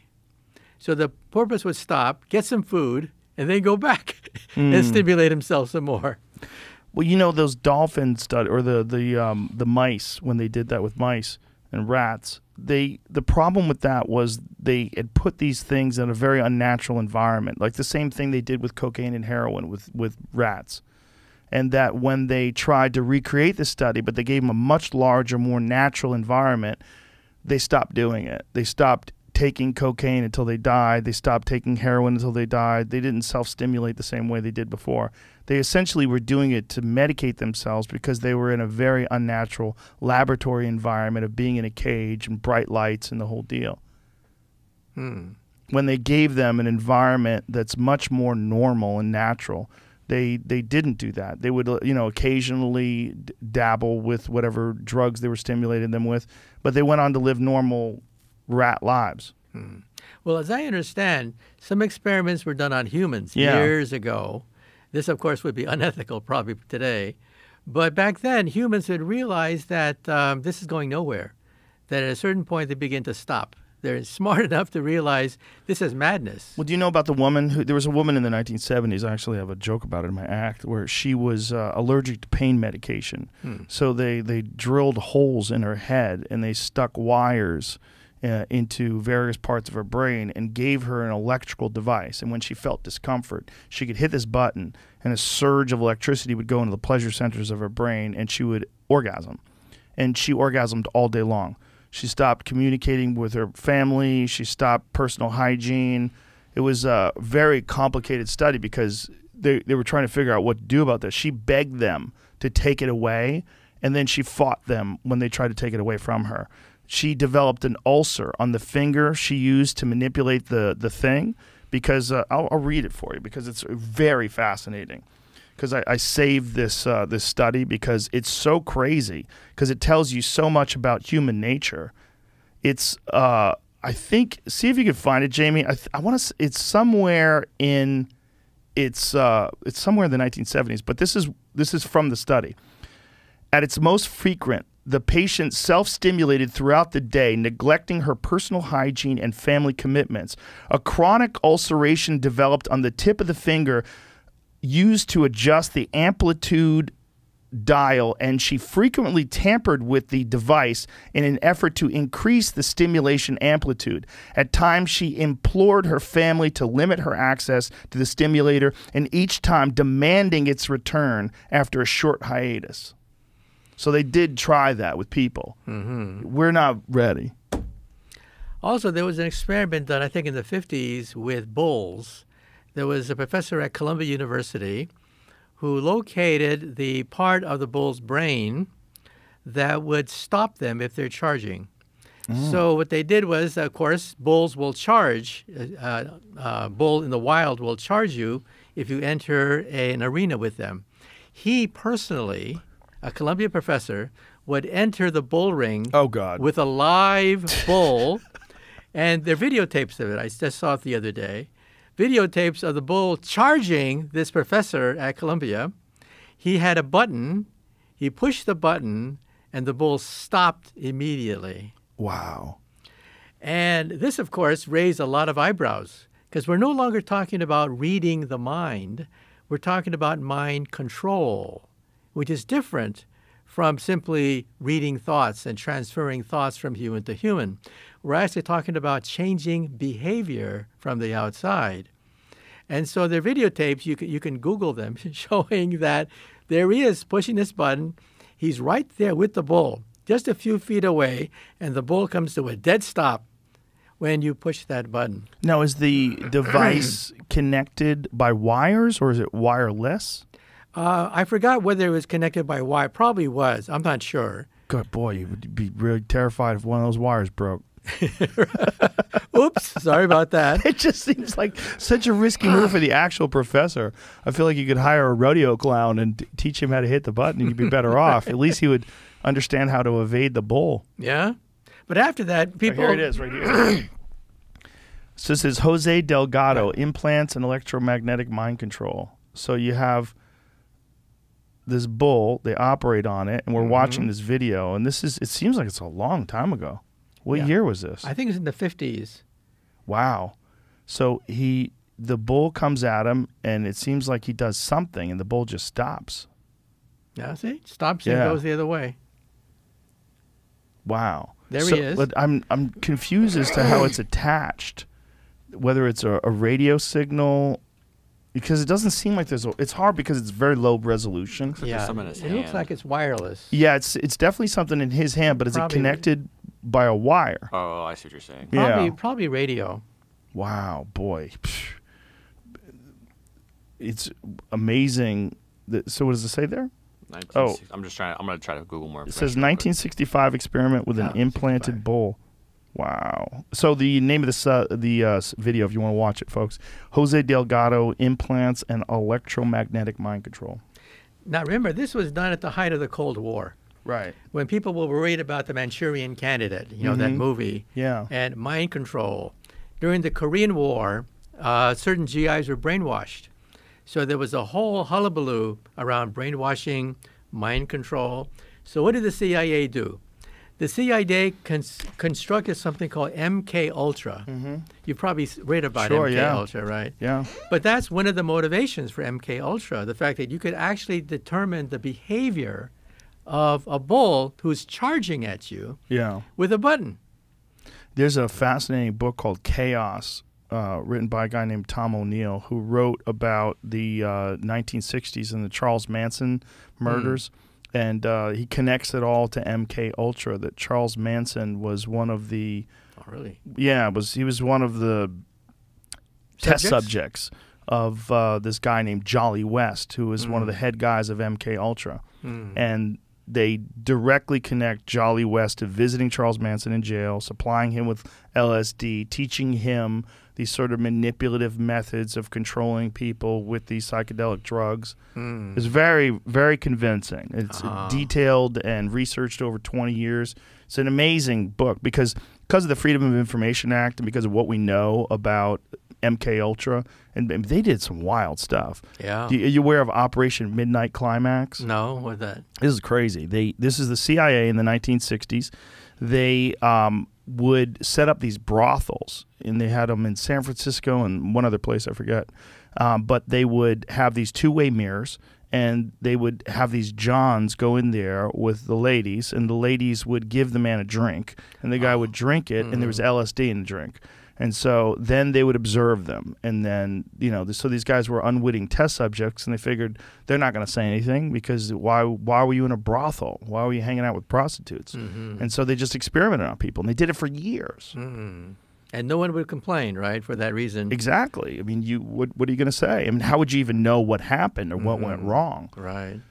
And one of them committed suicide, right, in one of these experiments with LSD. I think quite Jumped a few. out the window. Yes. Well, they were doing a lot of wild stuff with soldiers too, and not just the United States. There's a video from I believe it's the late 50s where these soldiers in England, and they dosed them and then filmed them, and it's this black. See if you can find that black and white LSD studies from these soldiers, and they were trying to figure out how to control people with LSD. They knew it had a profound effect on consciousness, but they didn't exactly know like what the dosage were or Operation Moneybags. So this is the British Army, and I want to say this is like 56. Does it say what year it is? I feel like I remember it being in the 1950s, but it's really wild to watch. So these guys are stumbling around. 64. Okay, so put the scroll it ahead a little bit so you can see how these guys are behaving. So they had all these different ways of controlling it, and so these guys are all on LSD, just wandering through the woods laughing. And ultimately, they gave up on it. Like, they thought that it was going to be a way of controlling people's minds. And then they thought, no, it's not that, but it might be a way of extracting the truth, because they would abandon all their cultural ideas and all of these preconceived notions. And it ultimately proved to be too blunt of an object to get surgical results. Yeah. And they also did experiments on remote viewing, and they would put people in front of a map of the world and ask them to identify the location of Soviet submarines. Yeah. Put pins in a map locating all the Soviet submarines. How accurate were they? They got everything wrong. Not a single pin went to the location of a Soviet submarine. That's a fascinating one, because people want to believe that psychic powers are absolutely real. And obviously there's been the James Randi challenge that nobody has taken up on. That's like you had to prove psychic ability and you could win $1 million. And No takers. No takers. But you feel like, but people want to believe that there is some, either whether it's an emerging phenomenon or some ability that human beings innately have to understand things that you can't weigh, you can't measure, that they're not exactly the standard. We have the standard understandings of what people are able to do with their mind. But we always want to believe that there's someone out there that has just a little extra. And we find nothing. Do you think that might be an emerging aspect of human beings, like we were talking about before, that like ants have a way of communicating, bees have a way of communicating, that it's not outside the realm of possibility that one day human beings could develop an ability to see things or to communicate without words, and that maybe that's what we're grasping for. Well, as I mentioned, there could be a universal language, a language of neurons. So far, we take the language from the hippocampus, run it to our laptop. The laptop then converts these impulses into letters of the alphabet, let's say, and you learn how to type. You can type this way. What about bypassing the laptop and being able to communicate directly through these impulses so you can put two people together and they exchange impulses to each other? So that has not, that's an area that has not been explored, but it's a possibility because that would give you a universal language by which you could talk to people, not just exchange memories, but exchange words and communicate with each other. That has not yet been done. What do you make of the idea that people have a connection to other people and that maybe you're thinking about that person and then they call you? And it could just be random. It could be luck. But there's a lot of people out there that are really married to the idea that there's some unknown phenomenon that's taking place. Well, synchronicity is probably evolutionarily programmed into the brain. Because if you think about Jane and the phone rings and Jane is not there, you forget about it. It's useless information. Then when Jane does call you, you freak out and you say, I'm psychic. I'm psychic. I think about Jane and she calls. Why did the brain immediately forget all the attempts previously when Jane did not call? Because the brain has to get rid of garbage. The brain has to get rid of all the extraneous information because we'd be flooded. We'd be flooded with extraneous memories. So the hits, we remember the hits. Yes. We forget all the thousands of memories because it's good for our evolution. Right. Evolution does not want us to be cluttered when a tiger approaches us. We want to be alert. And that means forgetting all the useless nonsense that goes through our brain. And that's synchronicity. The synchronicity is you remember the hits, you don't remember the misses. But is it possible that sometimes you're thinking about Jane and Jane's thinking about you, but Jane doesn't call you? And then one time you're thinking about Jane and Jane thinks about you and she says, damn it, I'm going to call him. And she calls you. Well, it's possible. But like I said, on average, most of the times you just get nonsense calling you on the telephone, selling you things, whatever. Yeah. And the brain simply throws it out of its memory because it's useless information. And the brain has to sort out good versus bad memories. It remembers the hits, but does not remember the misses. I think Sheldrake was also one of the people that theorized this morphic resonance thing and applied it to dogs. That dogs are able to figure out when their owner was coming home. And critics and skeptics said, well, the dog probably has a biological clock and the owner comes home around the same time every night.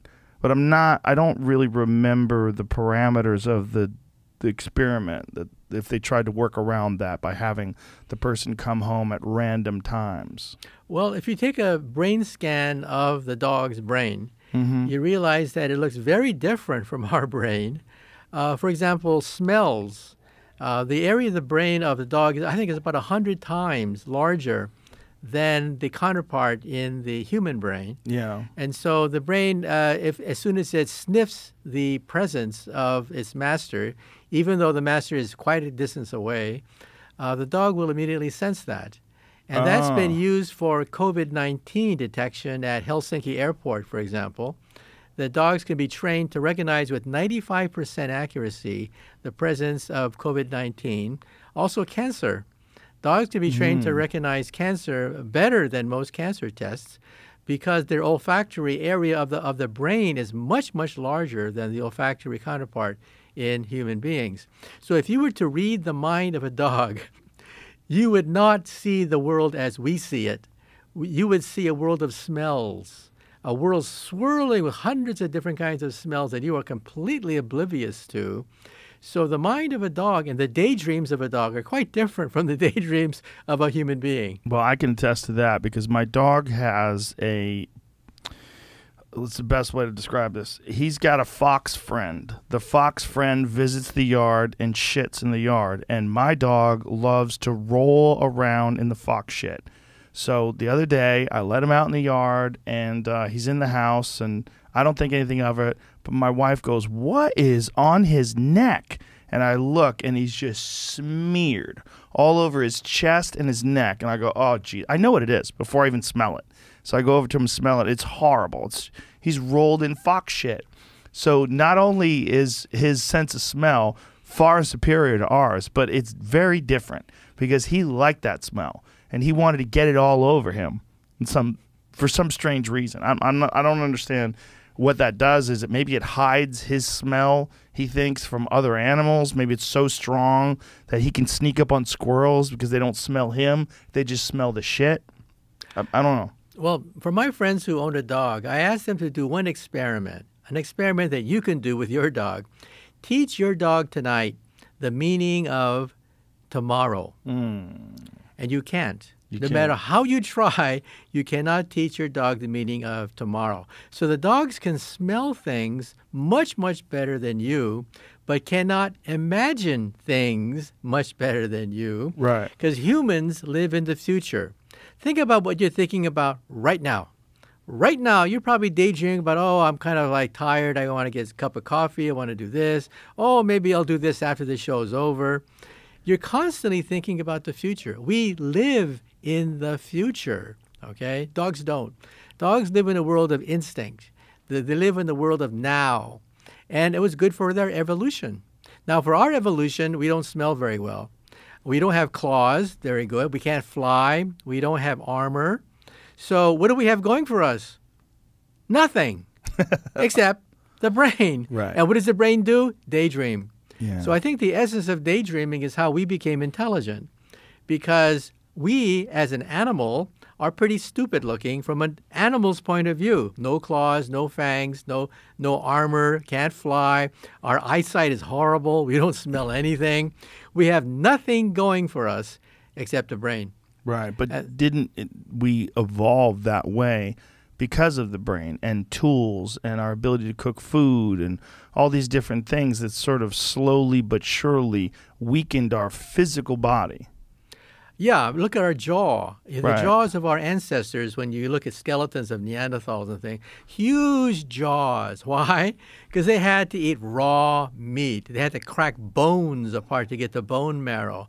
Huge jaws. While we humans, Homo sapiens, have very tiny jaws. Right. And that's why your teeth are impacted. You know, the dentist has to remove your impacted back teeth. Because the jaw kept getting smaller and smaller and smaller, jammed all the teeth together. So at the back of your mouth, all the teeth are jammed together, and they had to be removed, or else you get infected. Yeah. And it's due to the fact that we learned how to cook meat, and meat is soft, while the meat of our ancestors was raw and extremely hard to eat, and the bones had to be cracked apart. This is what I was talking about when I said that if you go back to look at ancient hominids and then you extrapolate and you think about what we're going to look like in a million years, don't you think we would probably look like those aliens? Well, I tend to think that all those science fiction stories of humans having gigantic heads and small, spindly bodies is wrong, because we have stopped evolving. There's no evolutionary pressure on us anymore. You can have kids anywhere on the planet Earth. There used to be bottlenecks, like Australia. Used to be bottlenecks where evolution speeded up. That's why evolution speeded up in Australia, because they were cut off from the mainstream evolution in Eurasia. Speeded up how so in Australia? In what way? In strange forms where it would shoot out because the gene pool was smaller.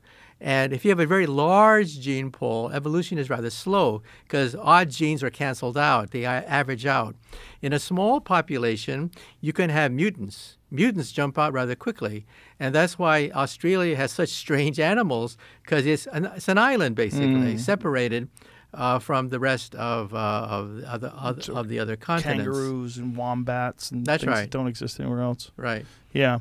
So so you think that we're just this forever? I mean, obviously there's been changes. I mean, we were talking about the changes to human beings from ancient hominids and Neanderthals to what we are now. You think this is just stuck because it's too easy? I think we're stuck because there's no evolutionary pressure, perhaps at the molecular level, to be healthy. Nobody wants to marry a sick person. Okay? Right. So there's always an evolutionary pressure not to mate with a sick person. But if the person is reasonably healthy and, makes a moderate good living, then you want to mate with that person and keep evolution going. And there's no evolutionary pressure. There was evolutionary pressure for us to have a big brain because we have nothing else going for us, right? So that's why we have a big brain. But there's no evolutionary pressure to do anything else with the body. And that's why I think that in the main, gross anatomical features have stopped evolving. Chemically, we're still evolving because we don't mate with sick people. But other than that, I think that for the most part, evolution has stopped. But aren't we still in some way involved in natural selection?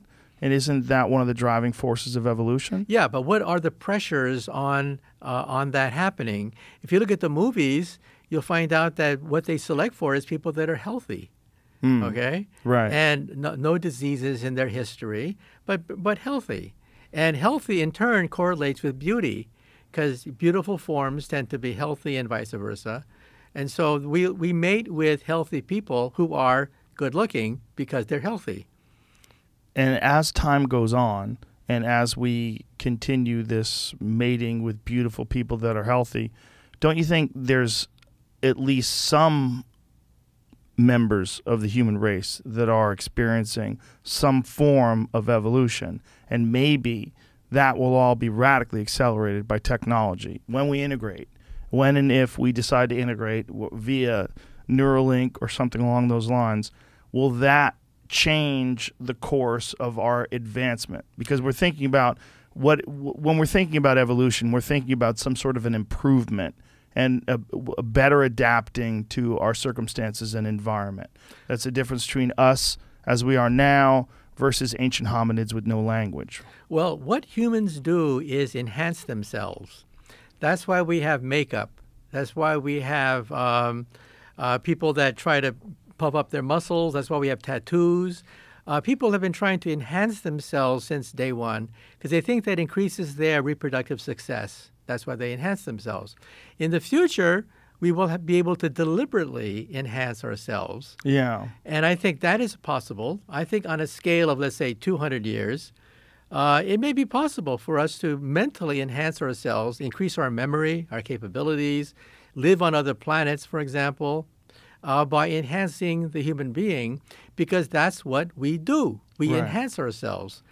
So do you think that that would be the solution to the bottleneck? So if we are right now sort of stagnant in terms of natural evolution, that some sort of a technological evolution, whether it's through things like gene manipulation, like CRISPR or the like, or some new, not yet invented technology that will be able to design a better human being?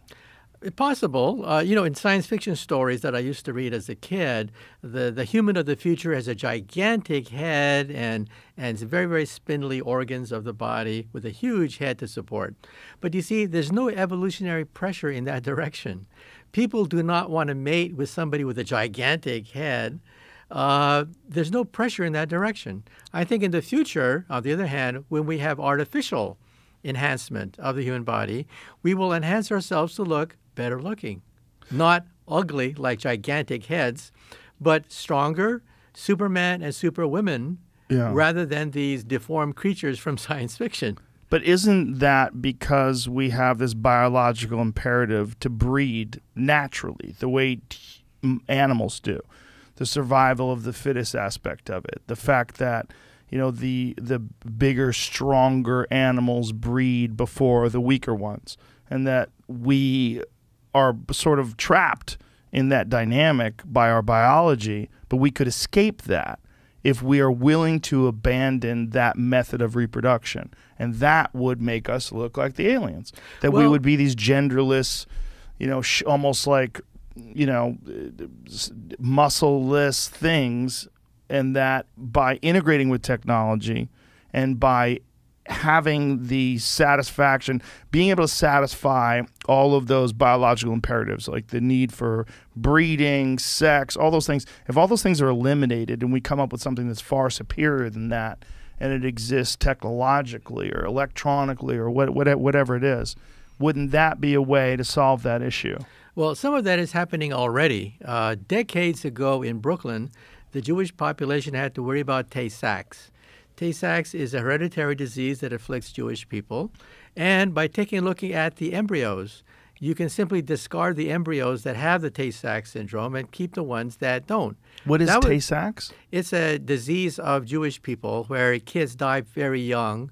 And it's one of 5,000 genetic diseases that afflict the human race. But it's only in the Jewish race? Yeah, there was a mutation that took place in Eastern Europe several thousand years ago.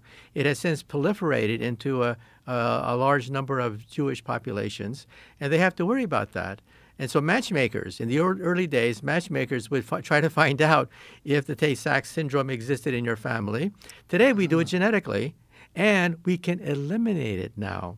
This has been going on for decades, the fact that people have a choice to eliminate embryos that have the Tay-Sachs disease. So you can sense it, or you can find it in the embryos? That's right. You can genetically alter your own evolution.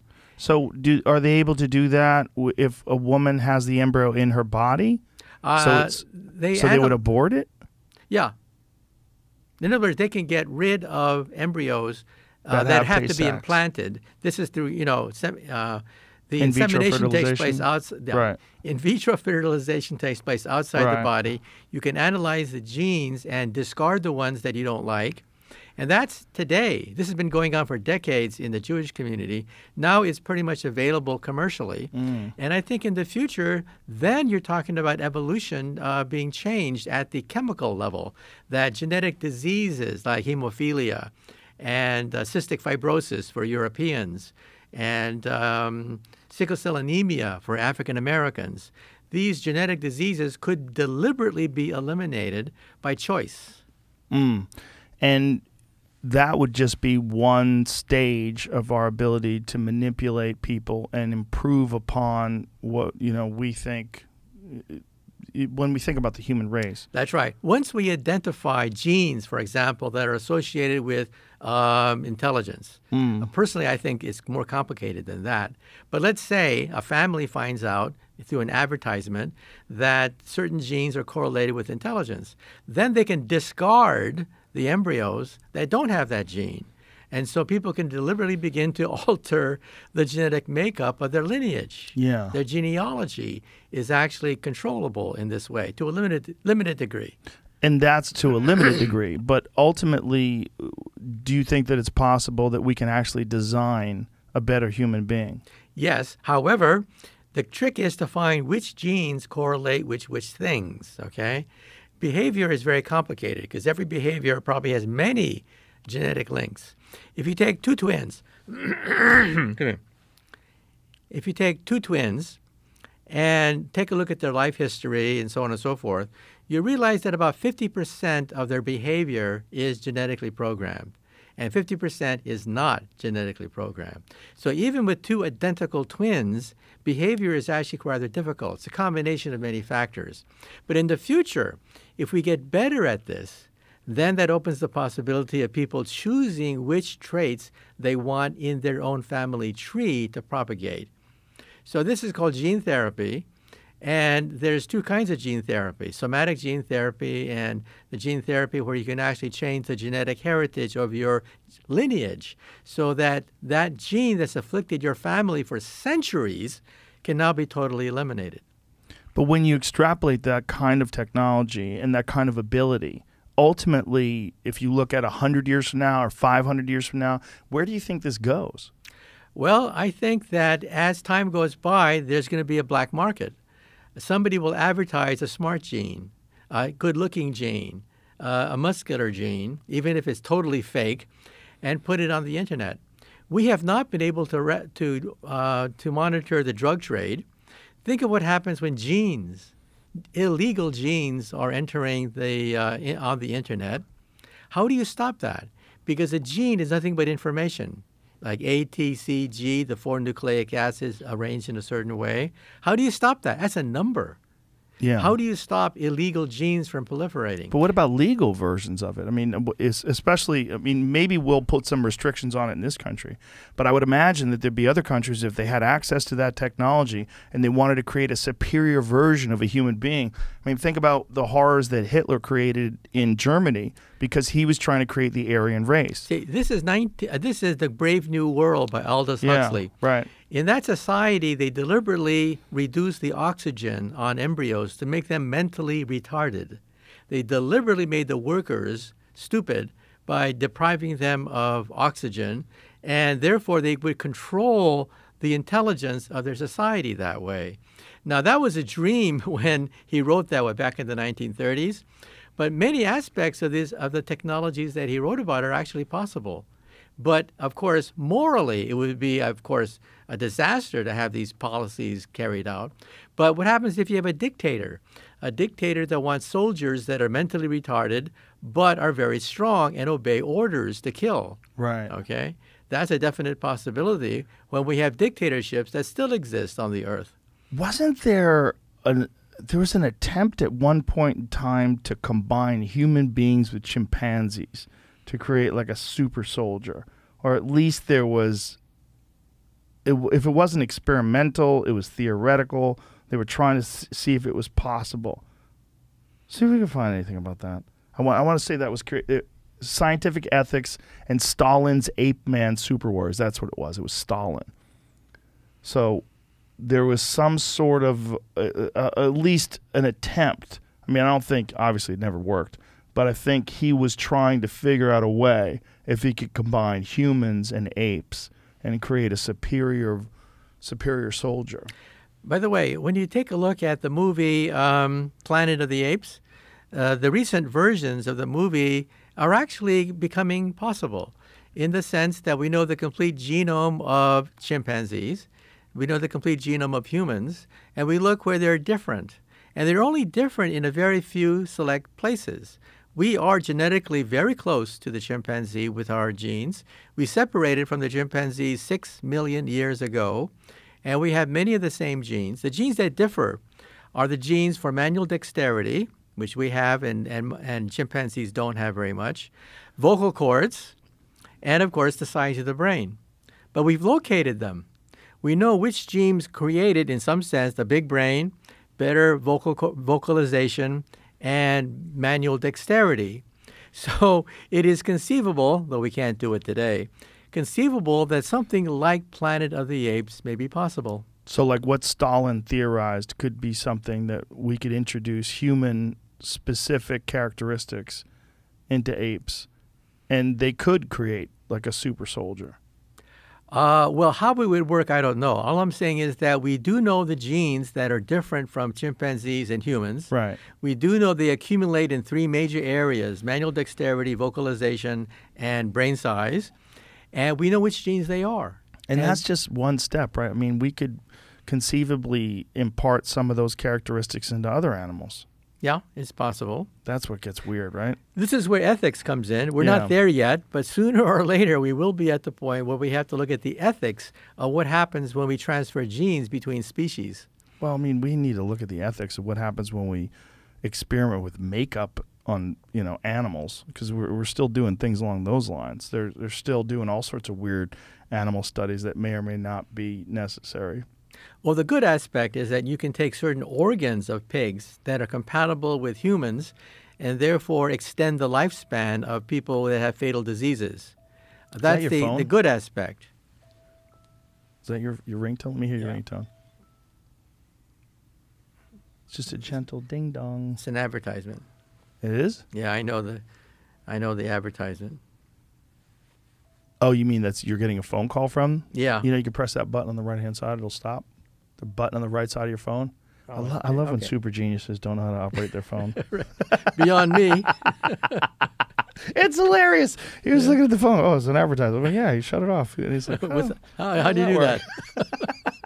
You're too busy with string theory. You were one of the co-founders of the string theory. String field theory, which in turn is a branch of string theory. That's right. I don't understand that. I'm too dumb for that. I've tried. I've tried. I've heard multiple versions, explanations. I've heard it described. It's still Greek to me. It's music. Yeah. You know, Pythagoras was a rival of Democritus. Democritus talked about atoms 2,000 years ago. And Pythagoras said, no. Music is the language of the universe. So he looked at a lyre string and said, look at the vibrations. Each vibration corresponds to a musical note. The universe is music. The universe is created by vibrating things. Each vibration corresponds to a note. How did Pythagoras figure that out? He looked at he went to a blacksmith where there were long bars of metal, and they were clanging these bars of metal. He realized that the longer the metal, the lower the note. And he said, aha, there's a relationship between the length of the object, its strength, and the note. And then he looked at a lyre string, and he said, the longer the lyre string, the lower the note. Why? The more wavelengths. And then he said, this is the universe. What explains the diversity? What paradigm is rich enough to explain the diversity of the entire universe? Atoms, but what makes atoms different? And then he said, it's music.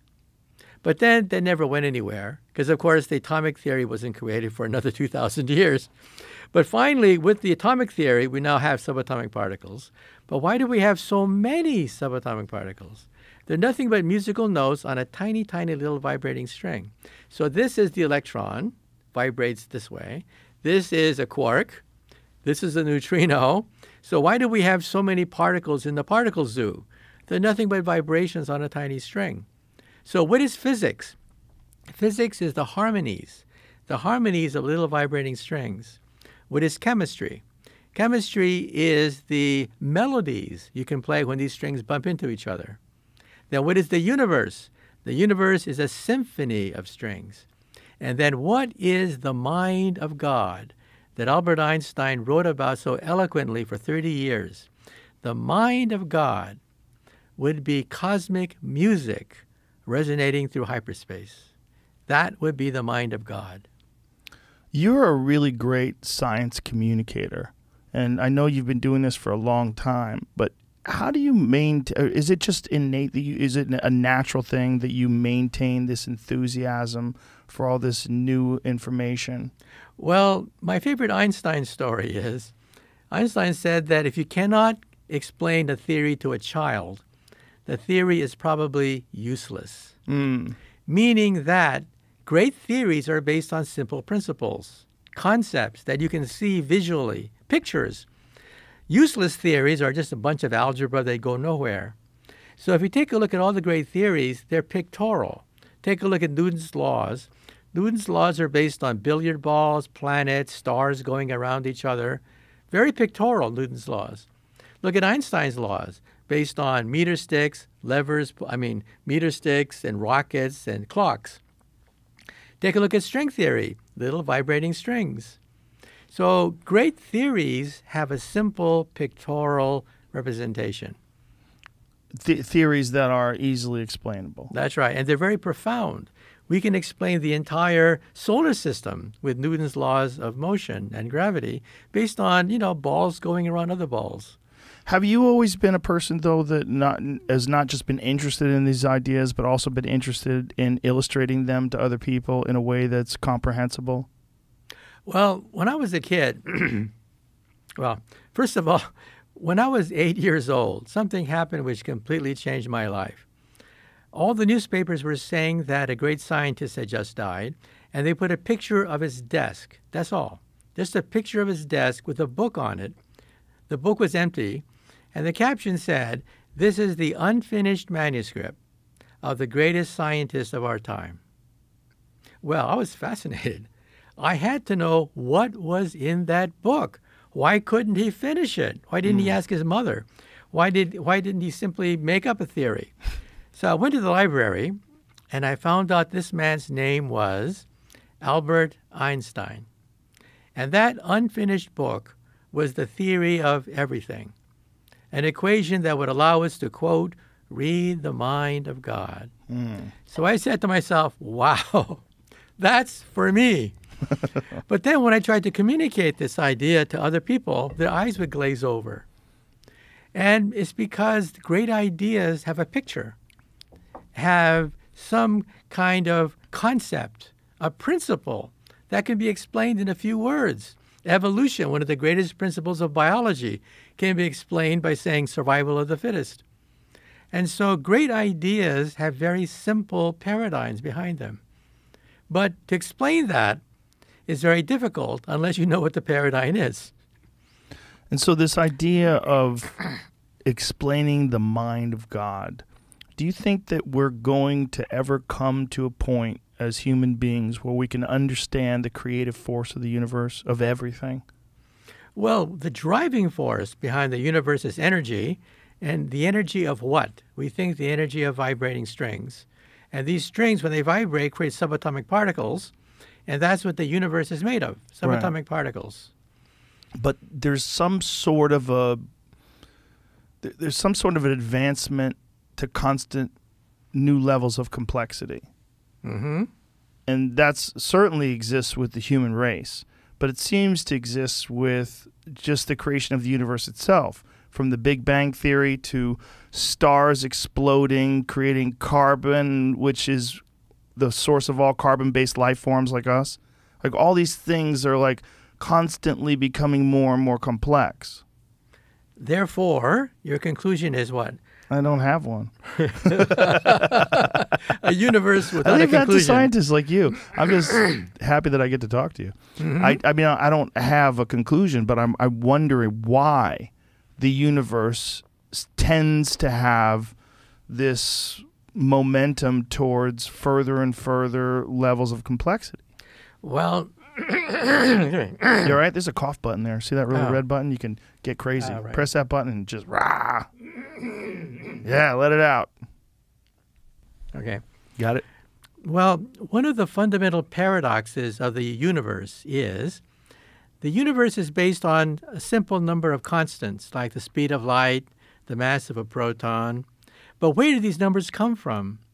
These numbers are tuned like a radio, to be exactly those frequencies and energies which make life possible. If the nuclear force were a little bit stronger, the sun would have burnt out billions of years ago, and we wouldn't be here talking about this. If the nuclear force were a little bit weaker, the sun would never ignite it at all, and we still wouldn't be here. Right. Everything is just right to be tuned to allow for life. So when I was in second grade, I'll never forget, my elementary school teacher said, quote, "God so loved the earth that he put the earth just right from the sun. Not too close, oceans would boil. Not too far, the oceans would freeze." And I said to myself, my God, that's right. The earth is tuned just right to allow for life. The nuclear force is tuned just right. If gravity were stronger, the universe would have been blown apart billions of years ago. The universe is tuned just right to allow for life. So my elementary school teacher said, therefore, God exists. Well, now we have discovered thousands of planets which are too close, which are too far from the mother sun, and there's no life as we know it on these planets. So in other words, it's a crapshoot. That there are probably billions and billions of planets out there, but only a handful of them have things just right from what they should be. Do you think it's possible that we're the most advanced life form in the universe? Probably not, because on average, well, first of all, we've discovered 5,000 planets orbiting other stars. And of the 5,000 planets, maybe 20% of them are Earth-like. And our galaxy contains 100 billion stars, each one on average with one planet or more going around it. So the probability of life in the galaxy is almost 100%.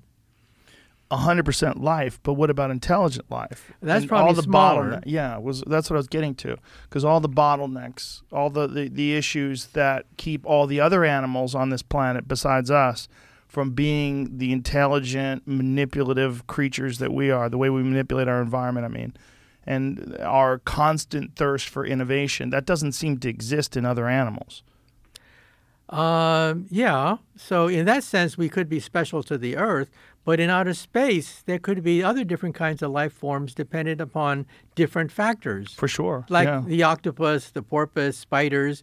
It's Right. possible to imagine other life forms that could also be intelligent if there's an evolutionary pressure on them. But dinosaurs were around for 200 million years.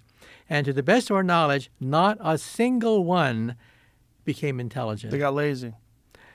Now, we humans, we've been around for 200,000 years. That's nothing. Yeah. Nothing, 200,000 years, and we became intelligent. The dinosaurs had 200 million years to become intelligent, and none of them made it.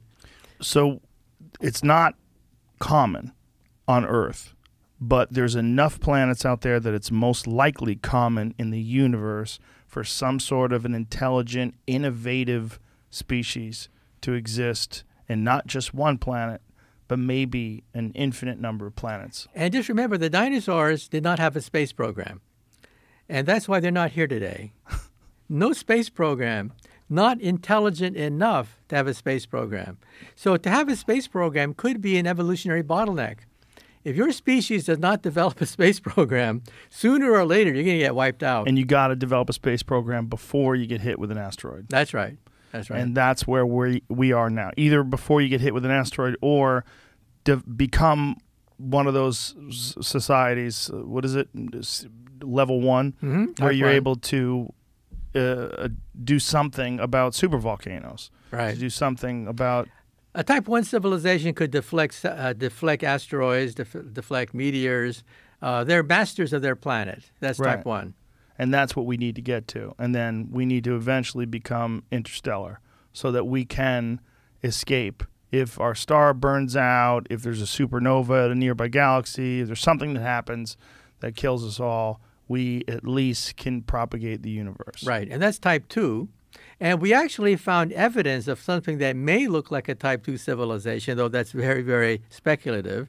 There's something called Tabby's star that decreases in intensity by 20% periodically. Now, that's incredible. Stars don't simply diminish by 20% in intensity after a few years. It's intermittently? Like Intermittently, it comes back? right. So the theory is that maybe there's a Dyson sphere. A Type 2 civilization creates a sphere around the mother star to absorb all the energy from the mother star. That's called a Dyson sphere. And so the thinking was that maybe a Dyson sphere is orbiting around Tabby's star, diminishing sunlight by 20%. Well, that's a theory. Some people think it's comet dust or a smudge on a telescope, but there it is, 20% reduction in starlight in a star, which is unheard of. Now, if a planet goes in front of the mother star, sunlight diminishes by less than 1%. If Jupiter goes in front of our sun, starlight from our sun diminishes by 1%. But 20% reduction in starlight is incredible. That's why some people think that's evidence of an intelligent object orbiting the star, diminishing starlight by 20%. Is that the best evidence that we have in terms of the observable universe? That's right. That's the only evidence we have of a possible Type 2 civilization, which is called a Dyson sphere, a gigantic sphere that uses up all the energy of the mother star. How do you think the human race would handle it if we were confronted with just complete, absolute evidence that intelligent life exists on another planet and they have the capability of coming here? Well, everyone thinks that when a flying saucer lands on the White House lawn and the aliens come out promising advanced technology for all of us, that there are protocols. Protocols. Who's going to be contacted first? Secretary of Defense, the Vice President, so on and so forth, the United Nations? Nope. There's nothing. There's no protocol for us to confront what happens when an extraterrestrial civilization lands on the planet Earth and announces its existence. If anything, there will be chaos. Different planets will try to angle for an advantage. They'll try to be friendly with the aliens to the exclusion of their enemies. I think it's going to be a real mess. Do you think that that's possible inside of our lifetime? I think within our lifetime, we could definitely see that we will intercept a signal from another intelligent civilization. This is called the SETI project. I think that's very possible within this century. Now, there's also the METI project, which I tend to disagree with. The METI project What does that is stand for? to message, to okay. message extraterrestrial intelligence, to advertise our existence. You think that's a bad idea? I think it's a huge, huge mistake. Because look what happened to Mexico when Cortez met Montezuma hundreds of years ago. Montezuma made the biggest mistake in ancient history. He thought that Cortez was a god. Nope, Cortez was a bloodthirsty pirate looking for gold. But what did Cortez have? He had the horse. Aztecs had no horse. He had steel weapons. The Aztecs had bronze weapons. Cortez had the written language, Spanish.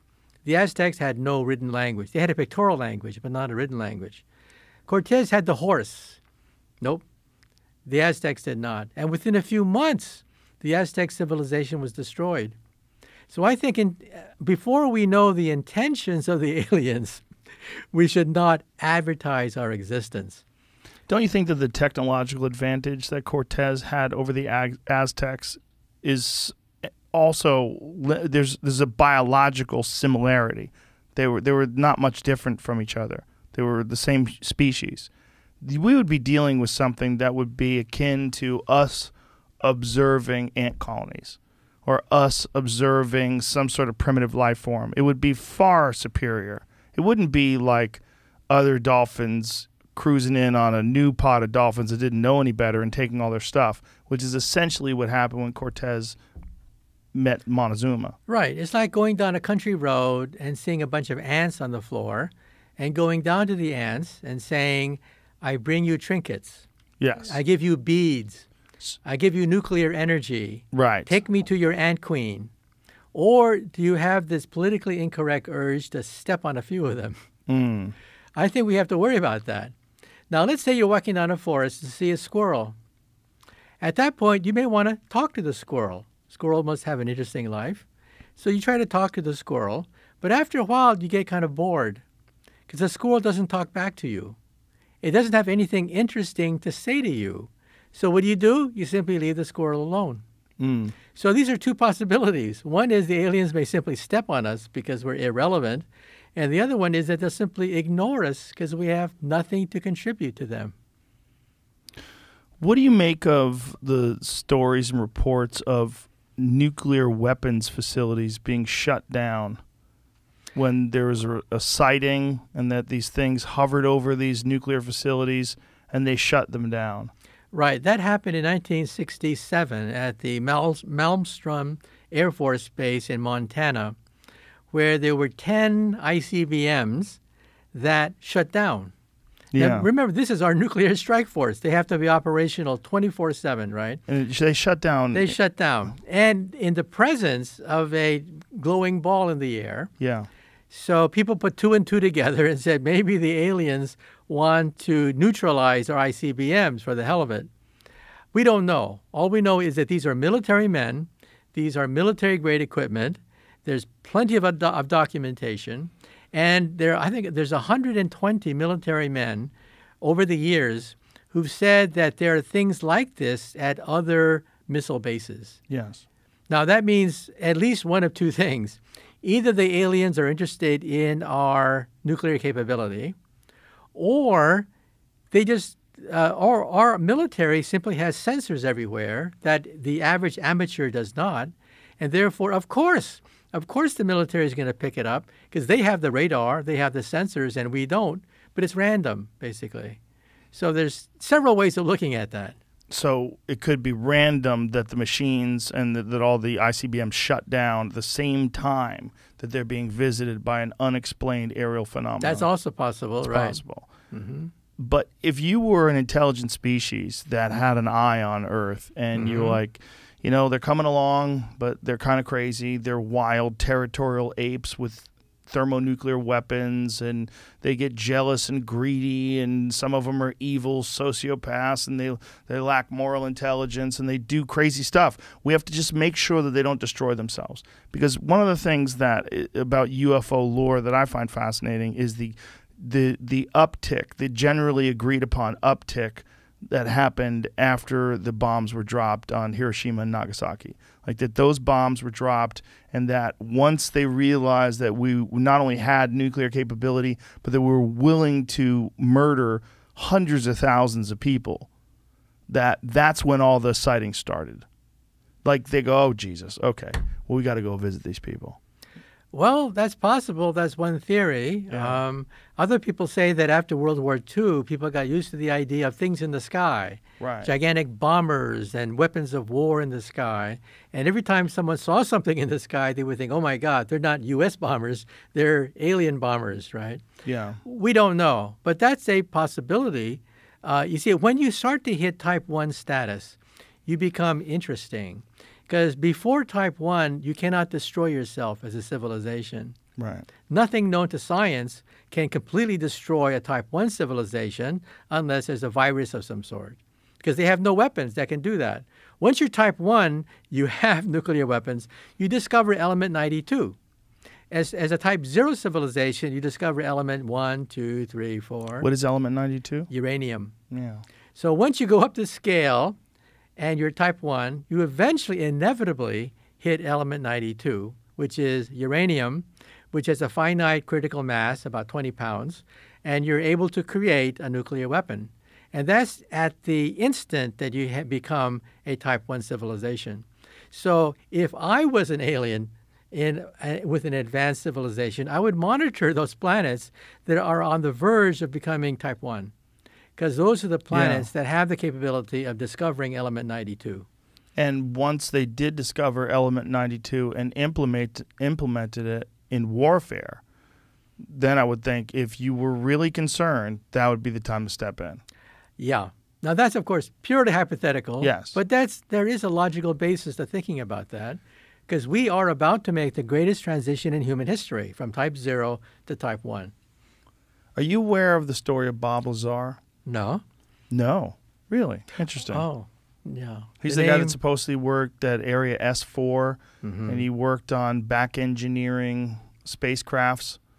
And this was in like the late 1980s, and George Knapp had him on television, and he discussed it because he was concerned that they were going to possibly have him killed because he had access to this information.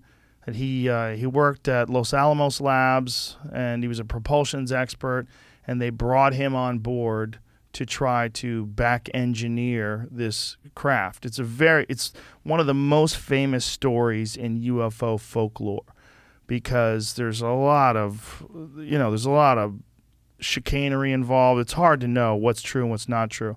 But one of the things that he said was that this alien civilization that created the spacecraft had harnessed a stable version of element 115. And he talked about this in the late 80s. And I don't believe they isolated element 115 outside of it being theoretical. I don't think they isolated it until somewhere in the 2000s. Well, I get a lot of emails, and some of them talk about conspiracy theories. Yeah. And my advice to them is, if you are ever kidnapped by a flying saucer, for God's sake, steal something. An alien chip, an alien hammer, an alien paperclip. Steal something, because there's no law against stealing from an extraterrestrial civilization. There's no law at all. Of all the laws. He wasn't claiming to be kidnapped. He was claiming that the United States government had in their possession more than one of these recovered crafts. Now, for those people who make these claims, my only thing is we need something tangible. Yes. Because science is based on things that are testable, reproducible, and falsifiable. That's called science. If somebody says something, maybe it's true, maybe it's not true. But what are we supposed to do if there's no evidence pointing one way or the other? You see, these recent photographs that the military has released, that's a gold mine of data. We're analyzing them frame by frame, because these are things that are testable, reproducible on film. But when you're talking about alien craft that's crash landed, maybe not. What are we supposed to say? Right. The only thing that they have pointed to as evidence is, and it's not from this particular situation with Bob Lazar, but other they've found objects that are made in a very sophisticated manner, some sort of a form of metallurgy. Have you ever seen any of that stuff? No, I've heard that some people claim that they've been able to get globs of melted metal when a flying saucer landed, and among the debris they saw some pieces of melted metal. But these have never been analyzed to my degree. We should put them through a spectroscope to see what they're made of. I think they have. I think there was it what scientist had there was a piece of something that they had from unknown origin that was The nitinol thing? yes Nickel titanium mixture? it was so complex that to be able to do that it was possible. It's possible to be able to do it. It's not like it's an impossible thing to do on Earth, but it would cost an insane amount of money to recreate this metallurgy, and that this was from supposedly some sort of a crash site. And what was the guy? It was from the guy from Stanford that analyzed it, wasn't it? Sorry, there's a name I saw. I don't think this doesn't say Stanford. I don't know. There is a Professor Sturrock at Stanford who investigates UFOs and things like that. But you mentioned element 115. Yes. I remember now, there is a conjecture that was made about an element like that. Actually, we've created that element. Yeah. And it tends to be unstable, and it does not seem to have any magical properties, but it's actually been created very briefly with our particle accelerators. Yes, that's what Bob Lazar discovered, or that he discussed, rather. But we didn't find anything unusual about it. I say people have looked for what are called metastable states that are transuranic, that is beyond uranium. Some people have theorized that way beyond uranium, there's a stability of an island of stability, so that these elements are stable and you can make maybe bombs out of them.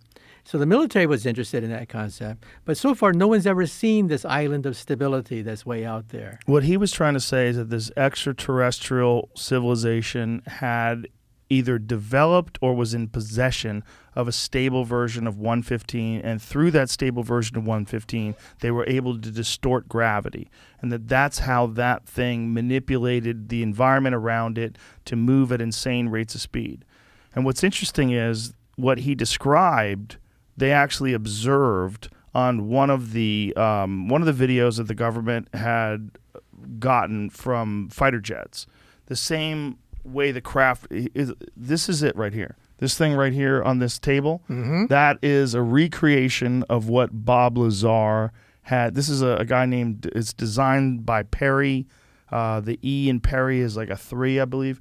And he's created this artistic version that is a recreation of what Bob Lazar described seeing at Area S4. And what Bob Lazar says is this thing turns sideways, or it turns like, instead of like being perpendicular or parallel rather, it goes up and down and then moves at insane rates of speed. And it uses this element, obviously this sounds like crazy talk, uses this element to bend gravity around it. And the way he described it was as if you were taking a bowling ball and placing it in the center of a mattress, that the weight of the bowling ball would push down and make everything else come around it. Well, I don't know. Yeah, obviously. All I know is that in gravity theory, there's something called the equivalence principle, and that pieces of matter of the same weight are basically operate the same under gravity. Everything falls at the same rate.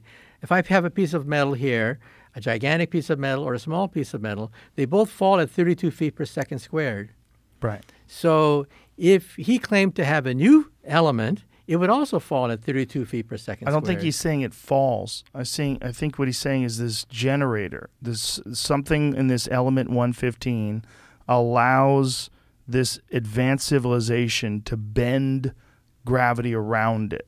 And that's the propulsion system that it uses. Well, I don't know. However, if it's possible that you are a Type 3 civilization, it's possible to have energy on a scale that is incomprehensible by our standards, and then you can start to manipulate gravity at will, okay? Yeah. But again, this is not for Type 1, not even for Type 2. Right. But if you're at the Type 3 civilization, you can manipulate Planck energy scale physics. At that point, it might be possible to manipulate gravity. As I mentioned before, negative energy is something that you can use to drive a starship, but you need large quantities of negative energy to do that, and that's the Alcubierre drive. So if somehow they're able to harness that kind of energy, then yeah, things might be possible. But I have to see it. Right, of course. You are a real scientist. One of the things that I am really interested in is supposedly there is evidence that hasn't been released. There's video evidence and photographic evidence that the government is in possession of. Christopher Mellon, who formerly of the Department of Defense, is that what he discussed it, that there's some really high resolution, fascinating videos and photographs, and that what we've seen is just a drop in the bucket, and that the government is in possession of much more of this stuff. Has anybody ever discussed that with you?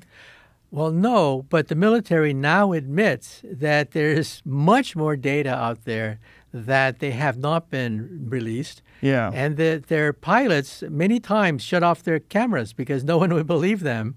But they would report it verbally, but there's no record of it because they realized people would laugh at them. So the military has now issued a statement saying that pilots should report these things rather than simply erase these things. So there's a lot of stuff out there. In fact, there's one report that said that these would go on for days. For days, these objects would be flying around, not just 1 second or whatever. So, yeah, there's a lot of stuff that's been not released to the public. Well, it's a very fascinating subject. And to me, it means a lot that someone like yourself, who is a very respected physicist, is willing to entertain these thoughts and discuss it with people. And I'm glad we're in a new era where that's possible. Yeah, well, remarkable claims require remarkable proof. Yes. And as long as the claims are remarkable and there's some kind of proof to go with it, it's worthy of scientific investigation. Well, thank you very much. And thank you for your time. Thanks for coming here. I really, really appreciate it. If anybody wants any more information on you, what's the best way to go about it? Do you have a website? Yeah, I have a website, mkaku.org, mkaku.org. That's the best way? Yeah. Okay. And my latest book is called The God Equation, The Quest for a Theory of Everything. And is it available in audio form as well? Yeah. Did you read it? Huh? Did you read the audiobook? No. I have somebody else read it because it takes about a week. Yeah. It takes about a week for someone to sit down and read everything. Unfortunately, though, you have such a specific sound to your voice that I think people would appreciate it if you did read it. Oh. Well, I'll think about it. Well, thank you very much. I really appreciate it. It's been great talking to you. Okay. Thank you. Right. All right. Bye, everybody.